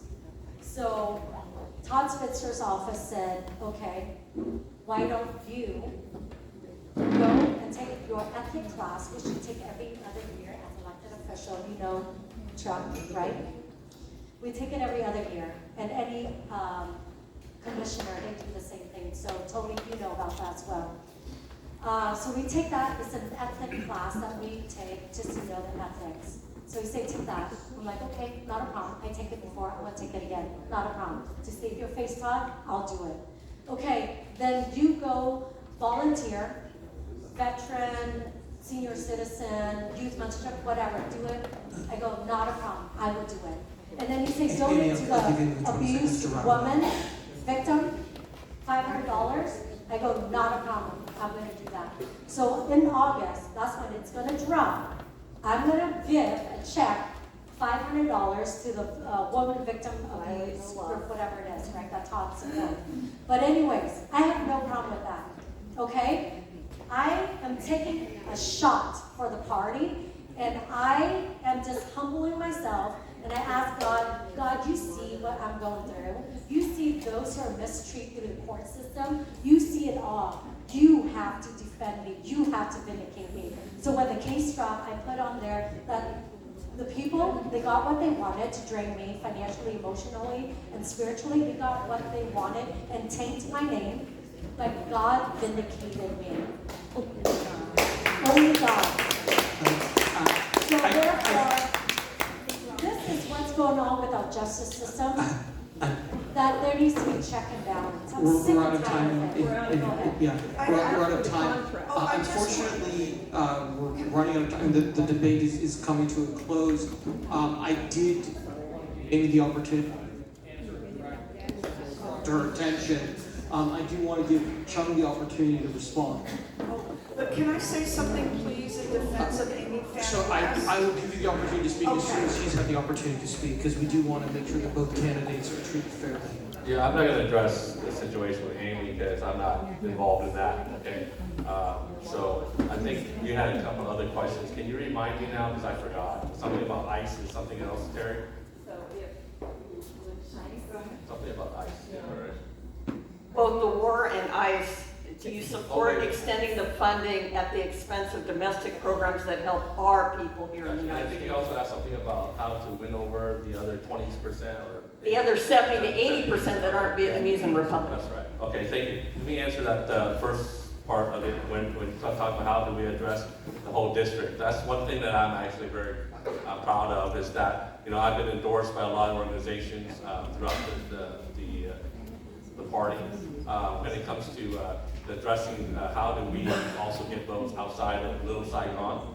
I've worked really hard, my campaign as canvass cities around the area in Cypress, in Garden Grove. We're going to be going throughout the whole entire area with our team to canvass other locations because I truly believe that this district is not just one little area. It does represent a lot of folks, 18 cities. And so it is important to me, like I said, I've said this over and over, I represent everybody in the district, I represent Americans, right? And we're all Americans here. And so that's important to me, and so I actually have addressed that. We focus on our campaign, not just in Westminster, although I do have support in Westminster. I have a group that have reached out to me as well, as also canvassing Westminster, Garden Grove, Fountain Valley, which I'm very honored to have.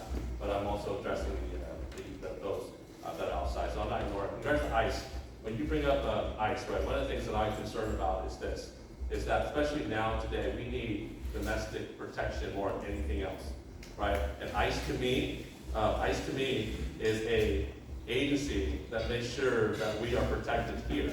When we defund any law enforcement, you know, the party that was on the left continued to play this game, defunded the police, remember that? And then now they're defunding police again, like this is like a broken record over and over and over again. They're defunding federal police now. And so of all times, this is the time we need them more than anything else. And when you talk about funding ICE and we're taking away from domestic programs, without the safety net that we have, these domestic programs, you know, are in danger, right? So we want to make sure that we also fund ICE to protect the domestic programs here. Because I am really, truly concerned with our borders right now and with what's going on in Iran and all these other groups outside, that we are a target. This is the last thing that we need to do is defund ICE. We need to make sure that we Americans are protected. So thank you for those questions. Last question, which both people will get 1 minute to respond to, and then we will do our rounding up, our final 3-minute conclusions for both speakers. I just want to say, guys, I've been a communication director long before Donald Trump. And I want to say, media lies, okay? Media does not tell the truth. Also, I read in the paper that Amy Fan West's case was dismissed. Now, if I were sitting at Amy Fan West's table and my case was dismissed, I would not have even wasted the time that she wasted to try to defend herself. You do not, excuse me, I'm talking. You do not try cases in the media, period. You want to know the facts about cases, you go to the court system and you get the facts. You don't read the Daily Mail who lies, makes up stories. And I have to defend her because this whole case that I know very well about was very, very unfair against her. And that's all I want to say. Remember, media lies. You don't try cases in the media.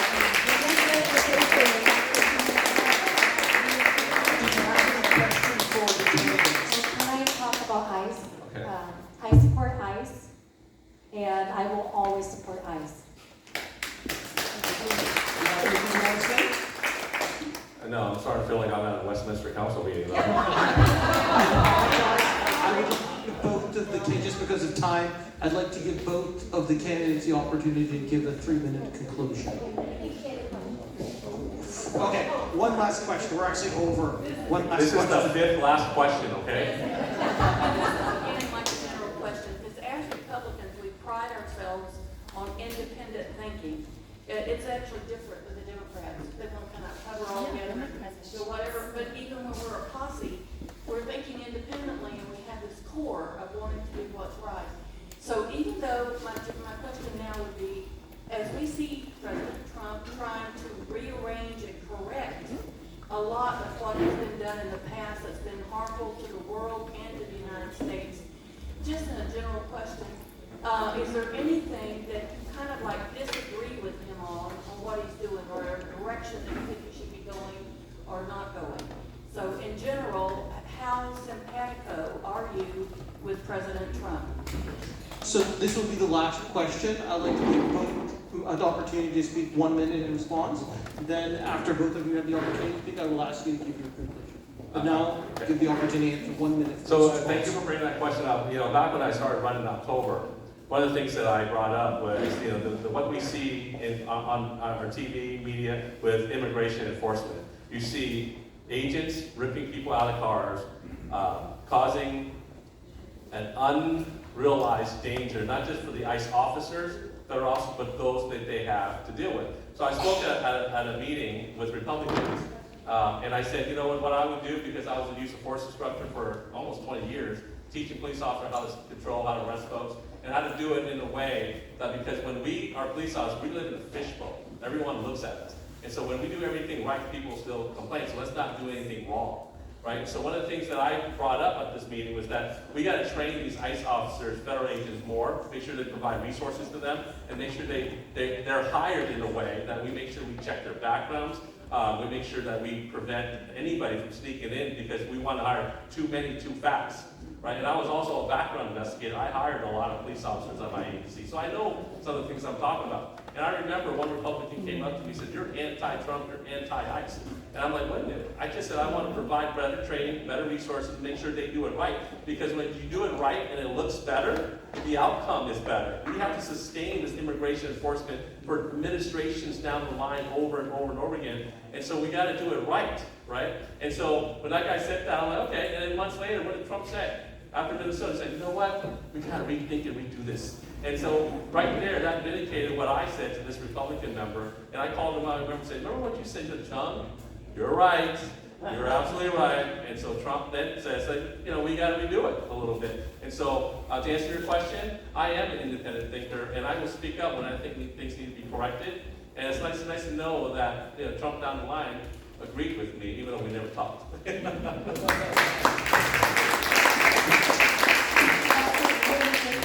So one thing that I was really disappointed was basically the Epstein file. We all understand the Epstein file. In it, it's a lot of deep, wealthy, powerful people in that list. And you can check my social media, I posted on there. I go, the reason why they're not going to release it is because they need leverage. Leverage to vote the way they need you to vote in Congress and in the House or in the Senate. they're not going to release this. Because that's how they blackmail people to vote the way they want it and to push things through. And that's the only way. So with the Epstein file, I am completely a defender and advocate for any children who are being abused. We need to speak for them. We as adults, we have that power to do so, but those kids don't. We need to defend that because God called us for such a time as this to defend those who cannot defend themselves. And that's what we need to do. And those children, anyone molest them, anyone hurt them, anyone rape them, we need to speak out. And anyone who does it should be held to the highest consequences, prison time. You know, back in the day, when someone do that, you know what they do? They hung them. The same concept. Those people deserve the full consequences, the wrath of the law. If you hurt a child, you know it's coming for you. So that's what I stand for. So whoever it is, when it's fully released, if it ever does, every one of them on there should be held accountable. Every one of them. Republican and Democrats. Because it's unacceptable. This is what the Word of God says. Anyone who hurt a child, it's best for him to tie a rope around his neck, wipe the rock, and throw him in the midst of the sea. That is the punishment. Anyone who hurt a little child. And that's what I will stand on. Thank you. I would like to give both candidates the opportunity to give a 3-minute conclusion and make their case to our audience. Just because let Chuck go first. All right, thank you so much. I say this for the closing instead of the intro, just to let you know just a little bit about me. I think you've heard a lot of my political side, but on my personal side, you know, my family fled Vietnam with the fall of Saigon. My family and we left because, you know, we didn't leave the Communist Party. My dad, my mom, we lived in a house of 9 people, and then we were put into a small little closet when the Communist Party took over, because they took over our house, and they started feeding us dog food. And so my dad said, hey, we're not going to stay here. We're going to leave. We're going to get the heck out of here, right? Because dog food is not something that we would feed human beings. This is what the Communist Party is about. So in fleeing, you know, there was 7 kids and my parents, and we went towards the boat, and my dad needed some boat captains back in the day. And so we were lucky enough to actually be able to go to a boat. And the captain said, well, you can't bring that 1-year-old kid because he's going to cry, he's going to give up our location. And, you know, all of us families here are sneaking out, and in the cover of darkness, if that kid cries and gives up a location, we're going to have to slit his throat, throw him overboard. Right? So my mom said, hey, well, you know, he's my child, and we're going to do it anyways. We're going to risk our lives to make sure that we get to America. Well, if you want to know how much I believe in American values, I'll tell you right now. That 1-year-old kid is standing in front of you right now, running for Congress today.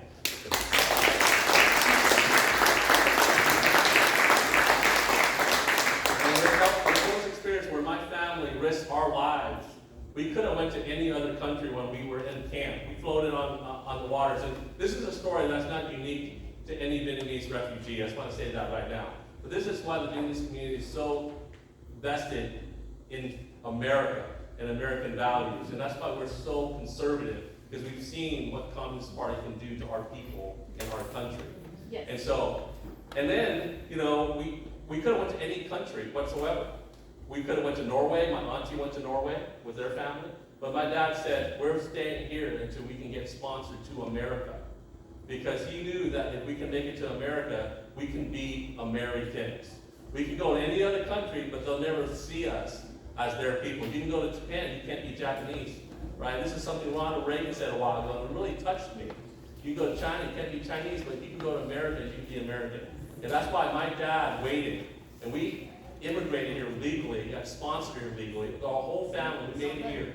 And in doing so, I wanted to serve and give back to this. I'm the youngest of 7.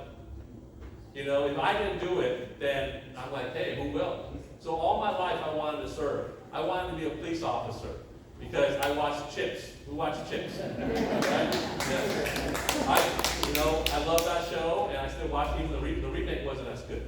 But I watched it. I wanted to become a police officer because I saw where my life wanted to go. But I joined, you know, I entered UCLA. I majored in biochemistry. My parents wanted me to go down the path of pre-med and also make sure that we had a doctor in the house. right? But I really felt like I wanted to serve, and that's why I did what I did. I decided when I was done with school at UCLA, I'm sorry for you at USC fans, you know, I decided to join the police force, and I wanted to serve. And then from there, I felt that I couldn't do as much as I wanted to do, and that's why I became a council member, and that's why I became a mayor. And now, out of retirement, I left retirement to serve you folks, to make sure that we have the best representation out there, because I lived a life of service, and that's what I continue to do, and that's what I want to do. And why am I here, and why am I a Republican? I'll tell you this. I lived and grew up with the values that my parents taught me. And I tell people all the time, I really believe that men are men, women are women. No matter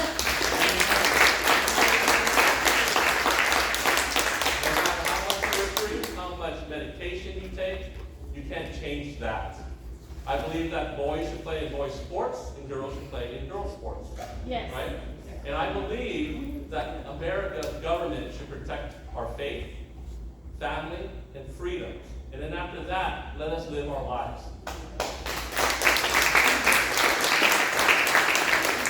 I believe that immigration is what makes our country great. Lots of us here are immigrants from other countries, but we can't break the laws the first thing we do to enter America and then ask the American people to accept you. You have to enter America legally and then go by all the rules like we all did, and then you then can be Americans. We have to force people to do that. And when I say that these are my values and my beliefs, and I say this, and they so happen to align with the Republican Party. I say that because it's very important. It's not because I just blindly love the Republican Party.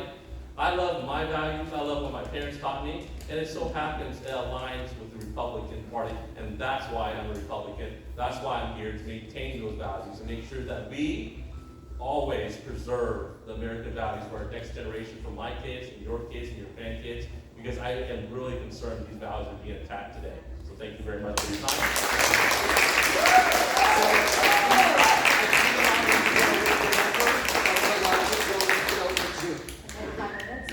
Okay. As you guys know, I'm Councilwoman Amy Fanless. You know, I hate politics. I didn't want to get involved in politics. I got my degree in teaching at Cal State University of Long Beach. Then I went into banking, helping with LBA and whatnot. In 2018, when they sexualize our children in public school, I was like, this is insanity. And then we bused parents up to Sacramento to talk to the school board, the Board of Education up there, and we said, we went one after another. There were, we said, you know what, the best thing you guys can do is to educate our children so they can compete with the world. It is our job with, the sex stuff. We can talk as parents, but your job is to teach our children so they can compete. Those elected officials look at us and they say, you guys are uneducated. And I'm like, oh my gosh. That's when I knew they were so drunk with power. And I say, I'm jumping in. I'm jumping in because we need a seat at the table. So that's when I threw my name in the hat. First, I didn't know how to do it, right? So there was a pop-up saying, hey, come to this meeting to meet your mayor and council. So I came to Chick-fil-A. I didn't know who was my mayor, who's my council, who's my elected official. That's most of America. We don't know who our elected officials are. So then the, Chick-fil-A person, manager points out, and I go, hey, thank you so much for coming on this weekend to talk to the constituent. I appreciate you. I want to run for office. How can I get involved? What can I do? He said, this is Huntington Beach Mayor and Council. Let me introduce you to Westminster. So that's when I put my name in the hat, and I go, what can I do to run? And the council member said, there's 2 seats in Westminster. Run for one of them, and I go, how do I do it?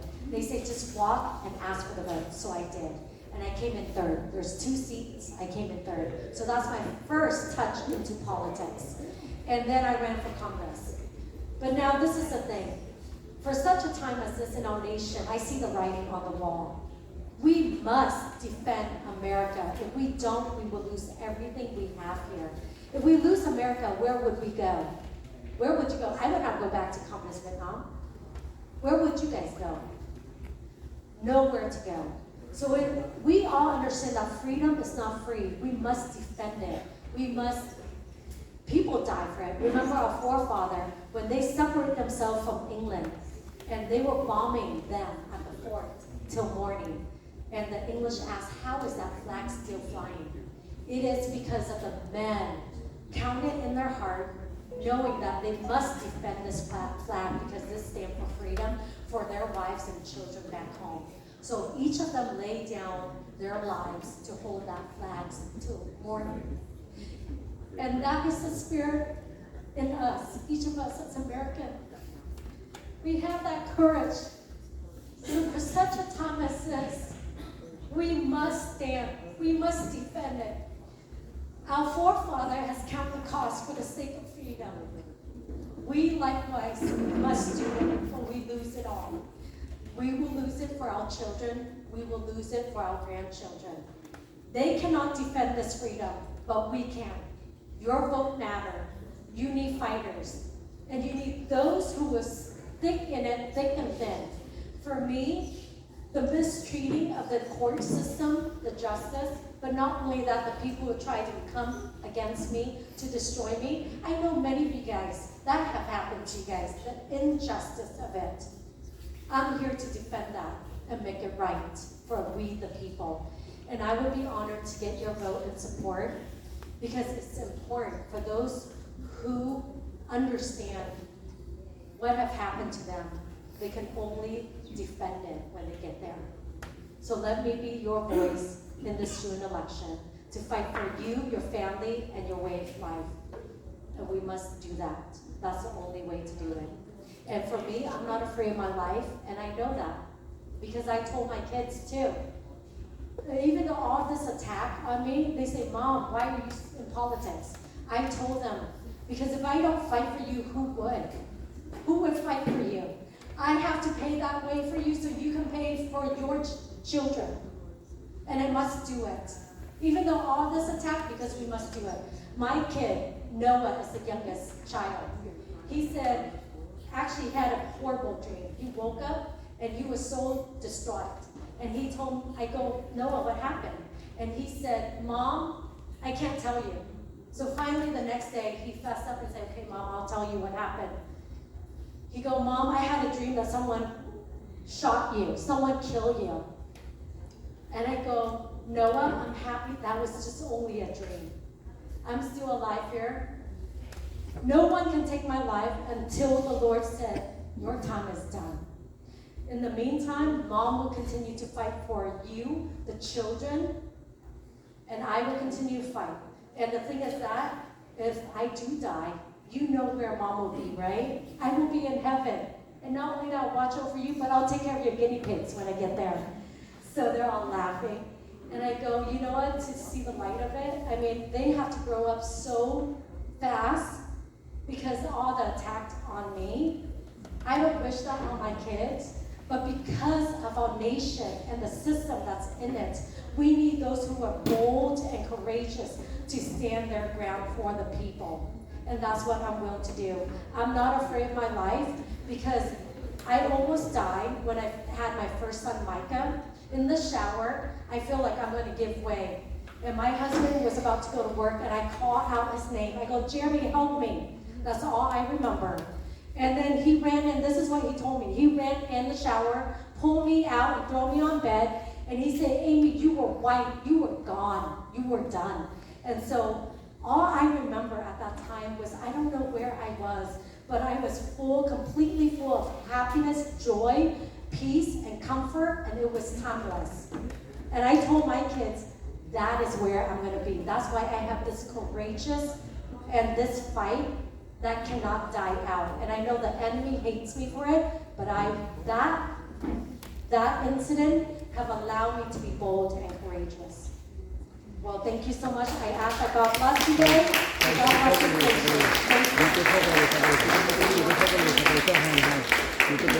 Thank you everyone for joining our candidates, and our candidate forum today and our debate. I hope that you vote forward and I think that we've seen the best in both of our candidates. I do want to mention that this event was sponsored by the Asian American Freedom PAC. It's our mission to support Asian American candidates across this country of conservative values. I hope that those values epitomized by these two outstanding candidates will come today in this important election. And we certainly hope that we'll be voting for one of these candidates and gratitude for their decision to come today. And also, we hope that you will consider supporting our organization and its mission of promoting Asian Americans in American politics, Asian American Freedom PAC. Thank you very much. Facebook có cái link Facebook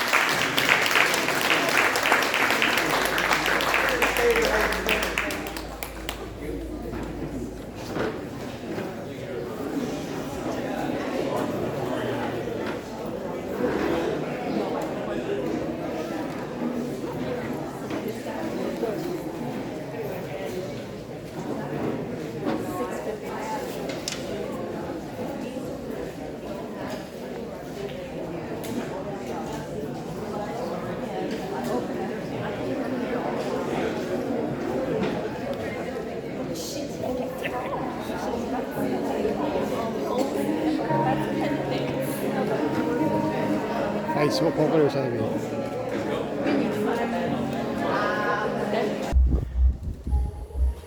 Chú hỏi chú câu được không chú? Bữa nay chú đứng đây thì chú hả? Vậy thôi nói hả? Bữa nay chú đi theo dõi cuộc tranh luận này và cảm nghĩ chú ra sao chú? Con có theo chú đâu? Nhưng mà thôi hả? Cảm nghĩ chú thôi mà. Dạ. Con đâu có thâu chú đâu, xạ con xin nói thâu chú, con thâu trong đây à. Dạ thì đó là chương trình nào. Dạ cảm ơn chú. Buổi tranh luận của chị Amy Phong West và tất cả các ứng cử viên của bà con, đó là chị Trang á. Chị Trang là chủ hội trường Lavender nổi tiếng Nam Cali bà con, trên góc đường Beach đường 13. Hội trường Lavender này rất là nổi tiếng, mấy cái show người ta hay tổ chức ở đây đúng không bà con? Thì tại vì âm thanh ánh sáng như là tăng kiểu đời mới đó bà con, thì cũng rất là hội trường Lavender rất là nổi tiếng. Mấy cái show lớn mà người ta còn hay tổ chức đây lắm. Thì Facebook phố cái Liverpool TV, YouTube phố cái Liverpool TV số 99, YouTube Lý Lê Sòn Cali TV không bà con? YouTube Lý Lê Sòn Cali TV số 9, Facebook là phố cái Liverpool TV. Thì chương trình thì bây giờ là bên trong đã chấm dứt các bà con. Cái gì bà con ủng hộ bà con.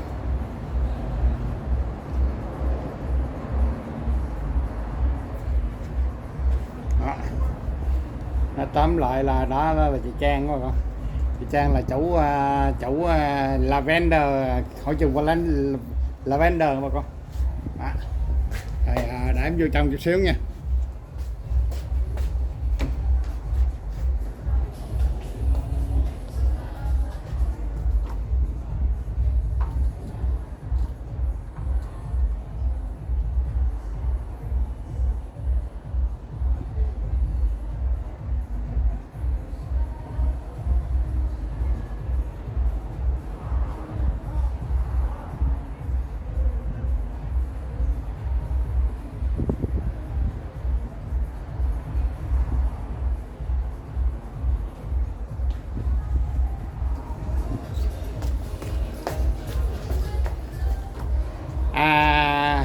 Bữa nay là em gặp anh Bình, là nhân vật rất là nổi tiếng của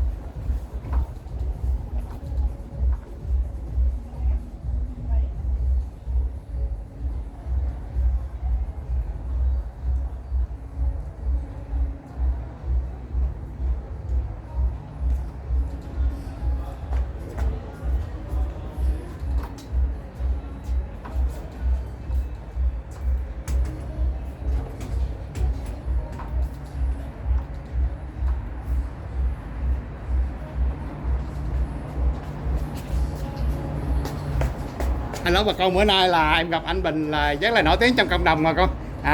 Cũng thành phần trong cộng đồng rất là nổi tiếng mà con, cũng là xứng ứng viên rất là nổi tiếng Nam Cali. Anh Bình ơi, bữa nay anh em mình tham dự cái buổi tranh luận bữa nay thì anh Bình cảm thấy ra sao anh Bình? Hay, hào hứng. Dạ. Tổng cộng là 2 tiếng á, rất Dạ. là sôi nổi. Dạ. Cái điều đáng tiếc nhất đó là chỉ có 2 ứng cử viên. Dạ. Mà trong khi tổ chức ở thành phố Westminster đó. Dạ. Mà cái số khách ở trên xe buýt xuống nhiều quá nha. Dạ đúng rồi. 20 người á. Dạ. Mà tại Westminster thành ra và số khán giả Việt Nam mình trong hội trường thì khoảng chừng chắc không đến nữa. Dạ. Và Dạ. người Mỹ trắng nhiều. Dạ. Đó là Asian American Park rồi chứ mà Dạ. người Mỹ trắng thì chứng tỏ là họ lại có quan tâm đến chính trị. Dạ. Hoặc là nhiều khi người Việt Nam mình cũng quan tâm lắm nhưng Dạ. mà có thể không có quen với lại những cái sinh hoạt Dạ. chung với Mỹ như vậy. Dạ. Thì anh Bình thấy số 2 ứng cử viên bữa nay tranh luận bữa nay thấy xuất sắc lắm không anh? Đúng, cả hai đều giỏi. Dạ. Người trẻ đối với cử tri Cộng hòa thì khó chọn lắm á. Dạ. Nhưng mà thấy là mỗi cái phần sau nó sôi nổi 45 phút đầu á thì tương đối là lịch sự đều khoảng chừng sau cái giờ một cái giờ giải lao trở vô thì bắt đầu sôi nổi đó. Thì hai ứng cử viên tấn công lẫn nhau. Đúng ra thì nghị viên Amy Phan West đó, cô gọi là đưa ra vấn đề trước và anh chưa trả lời, và sau đó hai bên qua lại cái phần nó sôi nổi thiệt á, sôi nổi nhưng mà cái người mà điều hợp á, người ta vẫn giữ trật tự được đàng hoàng. Giữa hai người á thì cái người mà thấy có lợi thế hơn đó là anh Trương Bỏ, là vì trong cái cử tọa cái đối tượng của anh Trương đó là những người cử tri Cộng hòa, đối tượng của cả hai người luôn, thì những người Cộng hòa bảo thủ thường người ta coi trọng nhất là những người mà trong cảnh sát hoặc là quân đội. Và anh Trương nhấn mạnh về cái kinh nghiệm anh 28 năm trong ngành cảnh sát. Đối với người Mỹ thì đó cũng như là giống như là cái thành tích đi ở ngoài chiến trận mà. Người ta không có chiến tranh hàng ngày nhưng mà cảnh sát đó người ta đã là không thua những người lính. Nên anh chưa nhấn mạnh về chuyện đó, về chuyện service trong hành động. Anh Bình về tin tức anh Bình rất là nổi tiếng ở Nam Cali, trên nhiều đài TV rất là nổi tiếng, mà anh Bình bây giờ theo như cảm nghĩ của anh thì anh 4 nhân vật anh sẽ chọn nhân vật nào? Theo cảm nghĩ của anh. Đó là cái quyết định của những cử tri Cộng hòa. Thì tối nay á, trong số cử tri Cộng hòa mà đến đây dự mà nếu những người mà coi trên khán giả nghĩ là anh Trương có lợi thế hơn. Nhận xét rất là khách quan. Anh lợi thế hơn là vì cái thành tích trong quá khứ, cái cách trình bày của anh Trương nó bình tĩnh hơn, và như một vài người khán giả mà độc lập không có thuộc cái nhóm trong một trong hai phái đoàn để ủng hộ, người ta cũng có nhận xét là giữa hai người á, nếu mà phải chọn một người để gửi đi Washington để mà đấu với những chính trị gia khác của Washington thì họ cảm thấy chưa là những người mà sẵn sàng hơn. Vì mấy lý do mà họ đưa ra, thứ nhất là về tuổi. Ở cái điểm này như là nhất là bên phía Cộng hòa nó họ vẫn thích cái người mà đứng tuổi hơn, không có quá cao tuổi nhưng mà đứng tuổi đủ để về ngoại hình. Đã công nhận anh Trương ảnh là một người mũi con như là Mỹ. Và thứ ba nữa cái là mà chính ứng cử viên Trương Bỏ, ông cũng nhắc lại ông có 28 năm kinh nghiệm trong ngành cảnh sát, mà không phải là một cảnh sát bình thường mà như ông có nói trong cái tiểu sử của ông là sau khi tốt nghiệp ở UCLA rồi có thể đi lên làm kỹ sư, bác sĩ, luật sư, ông lại chọn ngành cảnh sát. Đối với người Mỹ mà nhất là những người Mỹ bảo thủ trong đảng Cộng hòa, cử tri Cộng hòa, thì cái đó giống như là hy sinh đi ra ngoài chiến trường rồi. Cái khẩu hiệu cảnh sát là mỗi ngày tôi đi ra đường tôi không biết tối đến tôi có về với vợ con được không. Đó, thành ra với họ coi trọng người cảnh sát lắm. Chưa biết chuyện đó. Đó là lý do ông phải tranh cử. Không biết cảm ơn Bình, thật là không biết là Jimmy có hỏi anh ông, nhưng mà cái thiệt thòi của hai ứng cử viên kia không có mặt ngày hôm nay như thế nào, anh có thể chia sẻ và mời anh trả lời cái câu hỏi đó. Đối với công cử tọa này đó và cái tổ chức mà Asian American Park mà mình hỏi ý kiến trong vòng á, thì cái chuyện mà hai người ứng cử viên kia không tham dự là kể như sẽ mất cái sự ủng hộ của họ. Sau cái buổi này thì họ sẽ họp với nhau lại, và thay vì ông chủ tịch của cái park á, họ sẽ họp với nhau lại thì để họ quyết định có ủng hộ cho ứng cử viên nào. Anh Michael cũng cho biết câu chuyện này.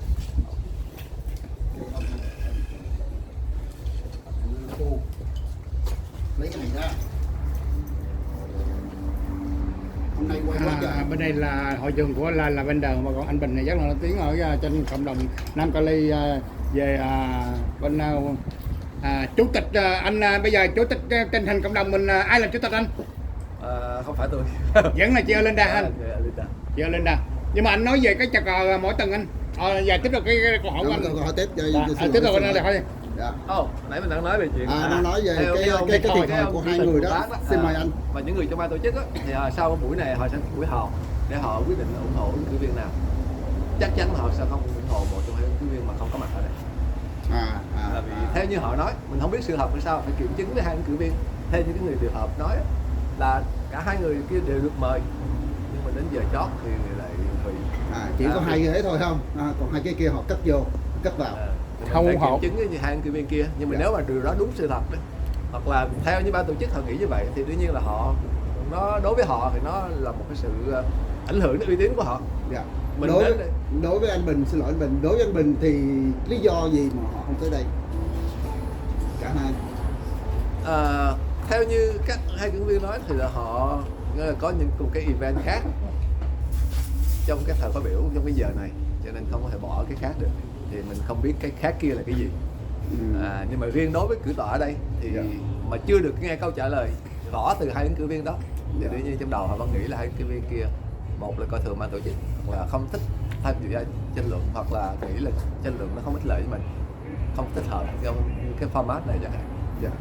Được biết cái người moderator này là cũng là từ đài Fox News ra, cũng có để ở dưới cái bản thì là anh chàng là thấy là làm phía sau của Fox News đó, thì nó cũng là nó vào dòng chánh của tin tức. Thì Michael cũng hỏi anh đấy là không có một đài, anh là trong lĩnh vực truyền thông ở Nam Cali rồi, anh Bình thưa anh, tại sao không có một tất cả những cái đài TV Việt Nam mình ở đây mà hơn là nhà báo? Không thấy, Michael không thấy. Hồi nãy mình quên hỏi ban tổ chức là có thông báo sớm với lại các đài hay không? Tại vì những đài Việt Nam mình ở đây phương tiện nhân sự eo hẹp, muốn người ta đến một buổi tối thứ bảy thì phải thông báo sớm luôn. Đôi khi một đài chỉ có một phóng viên thôi lo về chuyện những cái sinh hoạt này, mà nếu phóng viên nó lỡ tối nay, thường tối thứ bảy có nhiều mục lắm, đủ thứ tiệc tùng mọi nơi, mà lỡ người ta đã đi nhận lời với chỗ khác rồi. Thì ví dụ như có một vài nhà báo mà tôi có quen, mình có liên lạc, nó thông báo thì một là họ mới nhận tin mấy ngày hôm trước, thành ra họ không kịp sắp xếp được. Hai đó là họ biết nhưng mà buổi tối một số nhà báo lớn tuổi lại không có đi khuya. Hồi nãy em có thấy nhà báo Tấn Lạc là tụi em mời đến đó. Ông giờ là ông về former cụ nhà báo Nguyễn Tấn Lạc đó. Và một yếu tố nữa nó về kỹ thuật thôi, là những cái event này thì những phóng viên trẻ phải đi. Chứ người phóng viên lớn tuổi thì chỉ cover những event mà nói tiếng Việt. Những phóng viên trẻ phải đi, cho nên cần phải reserve trước cái người phóng viên. Rất may có hai nhà báo này cũng nào cũng sẵn sàng. Nhà báo Jimmy này là em mới lớn lên rồi, mới lớn lên rồi. Em là cũng thành viên hội truyền thông Việt Mỹ rồi, qua ma thôi. Nhưng mà báo Jimmy là mỗi ngày tin tức nóng bỏng, livestream là 4 cái điện thoại. Appreciate cái này nha. Tại vì cái hình thức tranh luận này nó mới đối với người Việt Nam. Người Việt Nam mình hoặc là ngồi đến vô mặc áo thụng vái nhau, khen hết nhau hết mình. Hai là nếu mà bắt đầu ý kiến họ không gặp nhau nữa, hoặc là người ngồi đầu bàn, người ngồi cuối phòng. Nhưng mà đối với văn hóa chính trị của Mỹ phải có những cái buổi như vậy, debate, phải tranh luận. Và phải cho người ta nhìn thấy cái sự khác nhau giữa hai người. Tại vì nếu mà chỉ nhìn cái quảng cáo của hai người thì cả hai người đều là hai ứng cử viên Cộng hòa, bảo thủ, đều chủ trương là giảm thuế, chủ trương là kiểm tra chống tội phạm, kiểm soát biên giới, giống y hệt nhau. Nếu mình lên website mình coi, nếu mình không đến đây mình dự, mình thấy được cái sự khác biệt giữa quan điểm, hoặc là cái cá tính, hoặc là cái cách mà họ trình bày. Thì đây là cái dịp để mà cho cử tri thấy.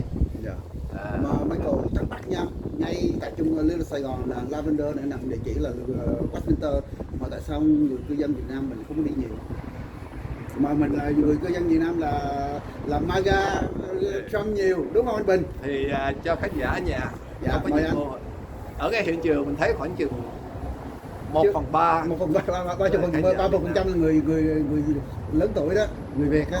Có thể là bán vé 50 đồng không anh? Không. Tại vì thấy ở dưới có đẩy vé là 50 đồng. Đây là vấn đề kỹ thuật. Lúc đầu á, thông báo ra thì có bán vé. Dạ. Nhưng mà đến giờ tuần cuối cùng thì mới thông báo ra là không có vé. Đúng rồi, còn nhận được cái fly như vậy đó. Cái đó rất là hay. Nhưng mà đôi khi cái fly trước nó lỡ đi ra, cho nên người ta tưởng. Tại vì mình cũng nhận được 2 cái được. Đúng rồi. Dạ. Hiểu lầm. Nếu mình đăng ký xong thì đây là free, miễn phí. Mình đăng ký đó họ gửi cái con chơi lại đó. Đó thì hôm qua anh kia Michael đăng ký đó. Cho nên có nhiều người có thể là hiểu lầm. Đó. Tưởng là Thì không nghĩ là mình nghĩ là trên ban tổ chức nghĩ là có tiền vô thì những người nào mà quan tâm thì họ sẽ đi. Đó, chứ còn mà để free là chắc là đầy ngạt người, cho nên họ đã nghĩ nhưng mà họ nghĩ đi xa một nước là người Việt mình cái gì mà đụng túi tiền là hơi khó. Còn ngày thứ Bảy nữa, đúng không? Đó. Rồi, chắc là được cái bữa khác của tuần sau em với anh với lại Trang sẽ phân tích thêm. Chắc hôm nay là cũng khuya. Chào anh Bình, chúc anh sức khỏe. Anh Bình có thể làm xin hỏi câu ngoài đề tài chút xíu anh Bình, tại vì em thấy cộng đồng Việt Nam Nam Cali mình chào cờ mỗi đầu tháng, nhưng mà bây giờ là còn vài ngày nữa là tới 30 tháng 4 rồi. Thì cộng đồng Việt Nam Nam Cali mình có dự định có tổ chức chào cờ, đây là anh Michael bà con. Cộng đồng Việt Nam Nam Cali mình có dự định tổ chức cái bằng là chào cờ đầu tháng này hoành tráng anh. Ngày thứ cuối tháng nè, ngày 30 tháng 4 này đó thì sẽ cùng với nhau đi dự lễ do thành phố Westminster tổ chức lúc 10 giờ sáng. Đúng ngày, đó là cái lễ quốc khánh. Ngày Chủ nhật sau đó ngày Chủ nhật đầu tháng 5 thì cũng sẽ có cái buổi lễ chào cờ đặc biệt là 1 tháng 5 hơn. Ngày 3 tháng 5. 3 tháng 5. Chủ nhật. Vẫn chào cờ. Là của cộng đồng mình tổ chức đó. Đó là buổi chào cờ đầu tháng. Nhưng nó đặc biệt là nó đầu tháng sau cái ngày quốc khánh. Mấy giờ anh hả? 12 giờ. Là mỗi tháng mình được chào cờ hay sao? Mỗi tháng. Rồi, cảm ơn anh Bình rất nhiều, chúc anh một đêm vui vẻ. Bye Jimmy. Bye, cảm ơn. Anh Bình hỏi câu đó lên. Tại vì bây giờ ngày này mà 50 năm về trước á, anh Bình đang ở đâu, đang làm gì? Bữa nay là 25 tháng 4. Wow, 50 năm trước. Tức là tháng 4 của năm 76. 75 á. 75 là 51 năm rồi. 51 năm rồi Còn nhớ như in nha. Nhớ thì dán đi anh. Vào tối ngày 29 nè. Đang ngồi trước cửa nhà. Nhìn trực thăng. Nhìn trực thăng. Năm đó tôi 7 tuổi. Anh 7 tuổi. Với một đám con nít trong xóm ngồi sân nhà. Ngồi nhìn trực thăng, và chiều ngày 29 trực thăng nó bay đi. Nó cứ khoảng chừng 5 phút là mình thấy một chiếc trực thăng. Lúc đó anh ở đâu anh? Sài Gòn. Sài Gòn. Nhiều trực thăng bay quá hả? Với một buổi chiều đó cho đến tối luôn. Đó là cái chiến dịch mà gọi là phi quanh win á. Nó cứ bay đưa ra biển, bay đến tòa đại sứ bóc người đưa ra biển, mình ngồi nhìn lên. Không có khái niệm gì hết, chỉ thấy trực thăng hay thôi. Biết là trực thăng đi ra biển.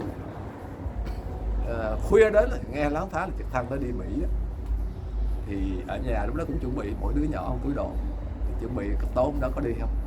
Nhưng mà rồi vì hoàn cảnh gia đình, chuyện chuyện bà con rồi đủ mọi thứ, thành ra cuộc nó không đi. Thì ngày hôm sau ở lại. Và lúc mà trưa ngày 30 tháng 4 thì ngay đúng cái giờ đầu hàng, lúc đó là đang nằm bên nhà hàng xóm ở dưới gầm giường. Bởi vì trong xóm tôi pháo kích, hai bên đụng nhau ở cầu Thị Ngàn, đụng chút xíu rồi nhưng mà pháo lớn, thì một đám nhỏ mới chạy qua hàng xóm, chui xuống dưới gầm giường. Tại vì nhà hàng xóm có bê tông sắt làm bánh đạn đó. Lúc mà nghe nói chiến tranh chấm dứt rồi, ngay lúc đó thì mình thấy mừng lắm, tại vì nó thoát nạn, để người chạy ra. Và đó là kỷ niệm từ ngày trưa ngày 30 tháng 4 còn nhớ lúc giờ. 51 năm anh. Là còn mong mơ ước của anh là điều gì anh? 51 năm ở Mỹ anh. Sao tới bây giờ? Tại vì anh nổi tiếng quá. Mà anh ạ. Bất ngờ quá đó. Cái này để dành từ từ tâm sự sau. Có dành từ từ. Bây giờ em tuổi trẻ mới lớn lên, media mới lớn lên nè. Em thấy anh nổi tiếng quá, anh có thể nào chia sẻ cho em một cái gì để em học hỏi kinh nghiệm anh đi. Tại vì em thấy anh quá nổi tiếng, mình TV nhiều người coi quá. Đầu tiên là cảm ơn khán giả. Tôi cảm ơn các đài truyền hình để cho mình có cơ hội.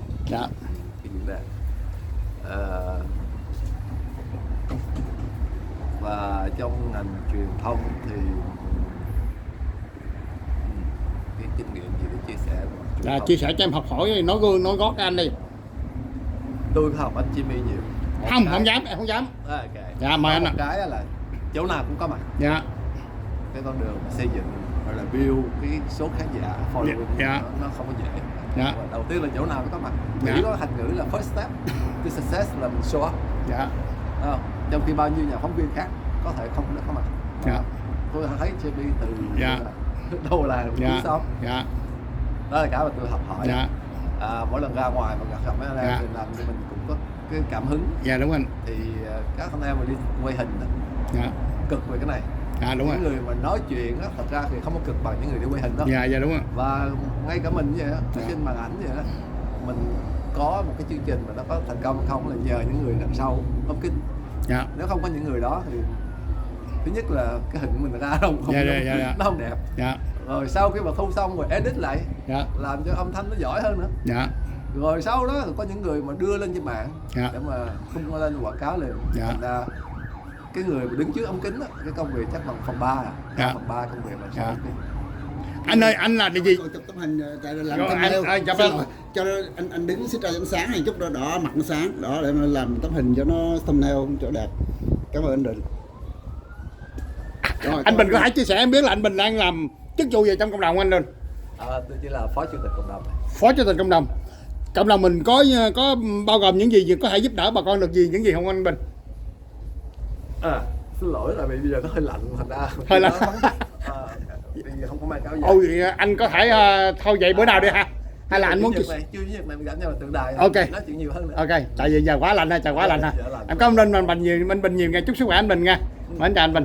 Dạ, mến chào anh ạ. Dạ, mến chào anh. Quý khán giả ở nhà không có gì nhìn thấy cái áo của anh Jimmy, áo này đẹp quá. Trời ơi, cái áo này có bán ở đâu vậy ta? Dạ, ở Tiền Đô ạ. Áo này ở Tiền Đô thôi. Ở đâu đó? Áo này em order anh ơi. Dạ. Cảm ơn anh Bình nhiều nha, anh Bình em cũng là theo dõi anh Bình mỗi ngày luôn á. Anh rất là nổi tiếng ở trên TV. Dạ, cảm ơn anh Bình, chúc anh Bình khỏe nha. Dạ. Có chị Hạnh đi theo nữa các bà con. Chị Hạnh cũng là nhân vật nổi tiếng ở trong cộng đồng mình nè.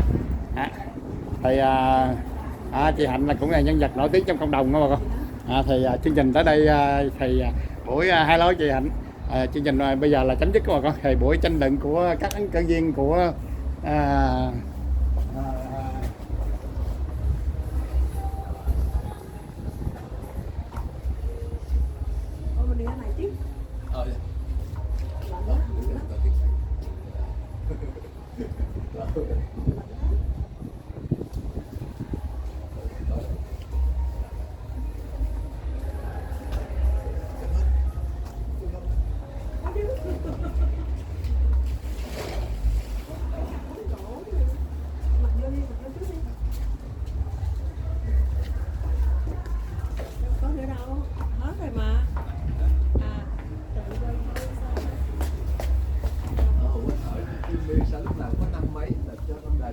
tại vì em trực tiếp hai cái YouTube trực tiếp cái Facebook, còn này em thâu từ etc, còn cái nọ nhiều khi em thâu cái clip đặc biệt đó anh, cái clip short, cái ngắn á, cái khúc ngắn á, còn cái thì em thâu từ etc.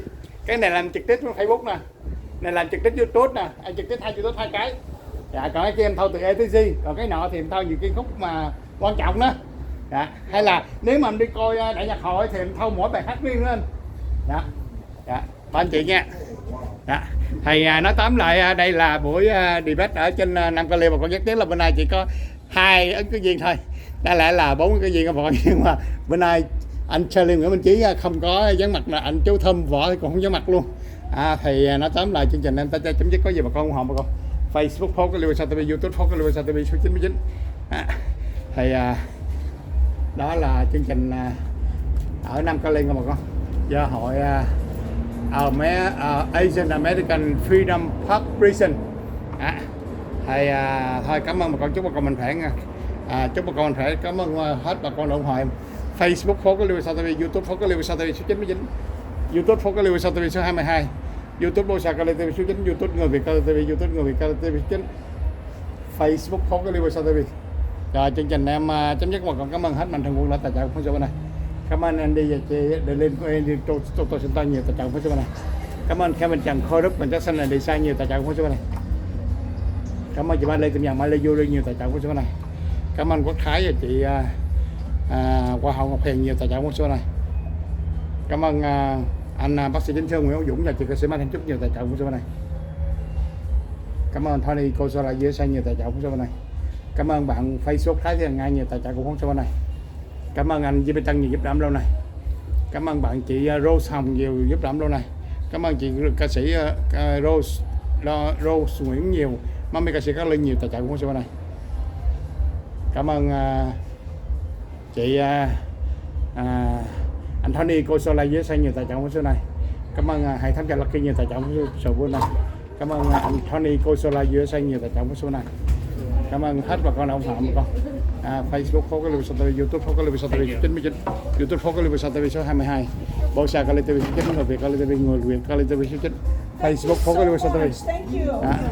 Facebook phố cái lưu TV. Are you media? Yeah. Oh, do you have a card? I'm not into the. Oh, Yeah, what are you, Saigon TV? Yeah, Little Saigon Kali TV.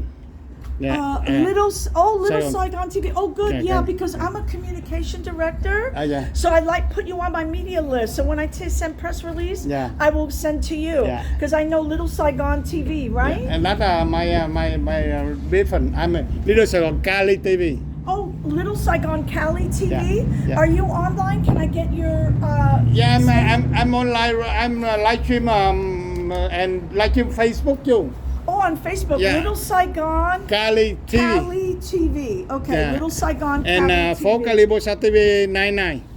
Oh, Cali Bolsa TV 99. Yeah. Okay. This is my Facebook. I'm live stream right now.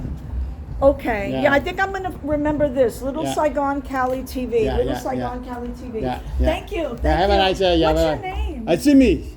Simi? Jimmy. Jimmy? Yeah. Okay. Hi, Jimmy. Yeah, I'm yeah. Joe. Yeah. How you feel today? Beautiful. I love what the Asian Pac did. I love what they did. I love the candidates. Everything was beautiful. The food was beautiful. Very nice. So how you feel about two people they not coming here today? I love them both. Amy Fan West is a friend of mine since 2000. No, I'm asking about Charlie Nguyễn Minh Trí and Tom Võ. How you feel about them? Oh, you mean Chi Win Yeah. and Charlie Nguyen. Oh well, I know Charlie Win. He's very nice. I work with him at VBS Television. Yeah. VBS Vietnamese Television. Yeah. And he's very nice. And the other gentleman, Tom Vo, I don't know him. I never met him before. So, is he a Vietnamese military? Yeah, I think. You think so? Yeah. But yeah, Charlie Win is very nice. I work with him and Van Tranhh at Vietnamese Television. I like them both very much. So, and these candidates are very good too. So, you have a good you have a good group. So how you going to vote on this election? Say that again. Which is the person you going to vote? Oh, I can't vote. I live in the city of Orange. I don't live in Westminster. Oh, this is my husband. He wants to go. But anyway, thank you so much. Thank you. And I'm going to watch your TV. Thank you. Have a nice day. I'll call you. I'll put you on my media list. Thank you. Dạ, thank you. Bye. Have a nice day. Dạ, bye bye. Bye. Dạ. Đó là chương trình em ta chấm dứt, và có gì bà con ủng hộ bà con. Facebook phố cái Liverpool TV bà con. YouTube phố cái Liverpool TV số 99, YouTube phố cái Liverpool TV số 22, YouTube Bosa Kali TV số 9 bà con. YouTube Leaderson Kali TV, YouTube Leaderson Kali TV số 9, Facebook phố cái Liverpool TV. Terry, you want to say something, Terry? Sure, I'll say What do you want to say? I'm still like you. What do you want to say? Why didn't Mayor Chief Charlie Wynn and Tom Vo show up tonight? That is the question that the voters should be asking. When a candidate shows you who they are, believe them. That's it. And I think Trump won tonight. Too Thank short. Thank you, have a nice day. Đó là Terry, cái cô này tới họp hội đồng mỗi hội đồng mỗi tuần bà con. Thì chương trình là em tới đây chấm dứt, bà con gì bà con ủng hộ bà con. Facebook phố cái Liverpool TV bà con. YouTube phố cái Liverpool TV số 99, YouTube phố cái Liverpool TV số 22, YouTube Bosa Kali TV số 9, YouTube Leaderson Kali TV, YouTube Leaderson Kali TV số 9, Facebook phố cái Liverpool TV. Thì vậy đi, có gì bà con ủng hộ bà con. Chương trình em chấm dứt ha. Có gì bye bye bà con, chúc bà con mạnh khỏe nha. Thank you.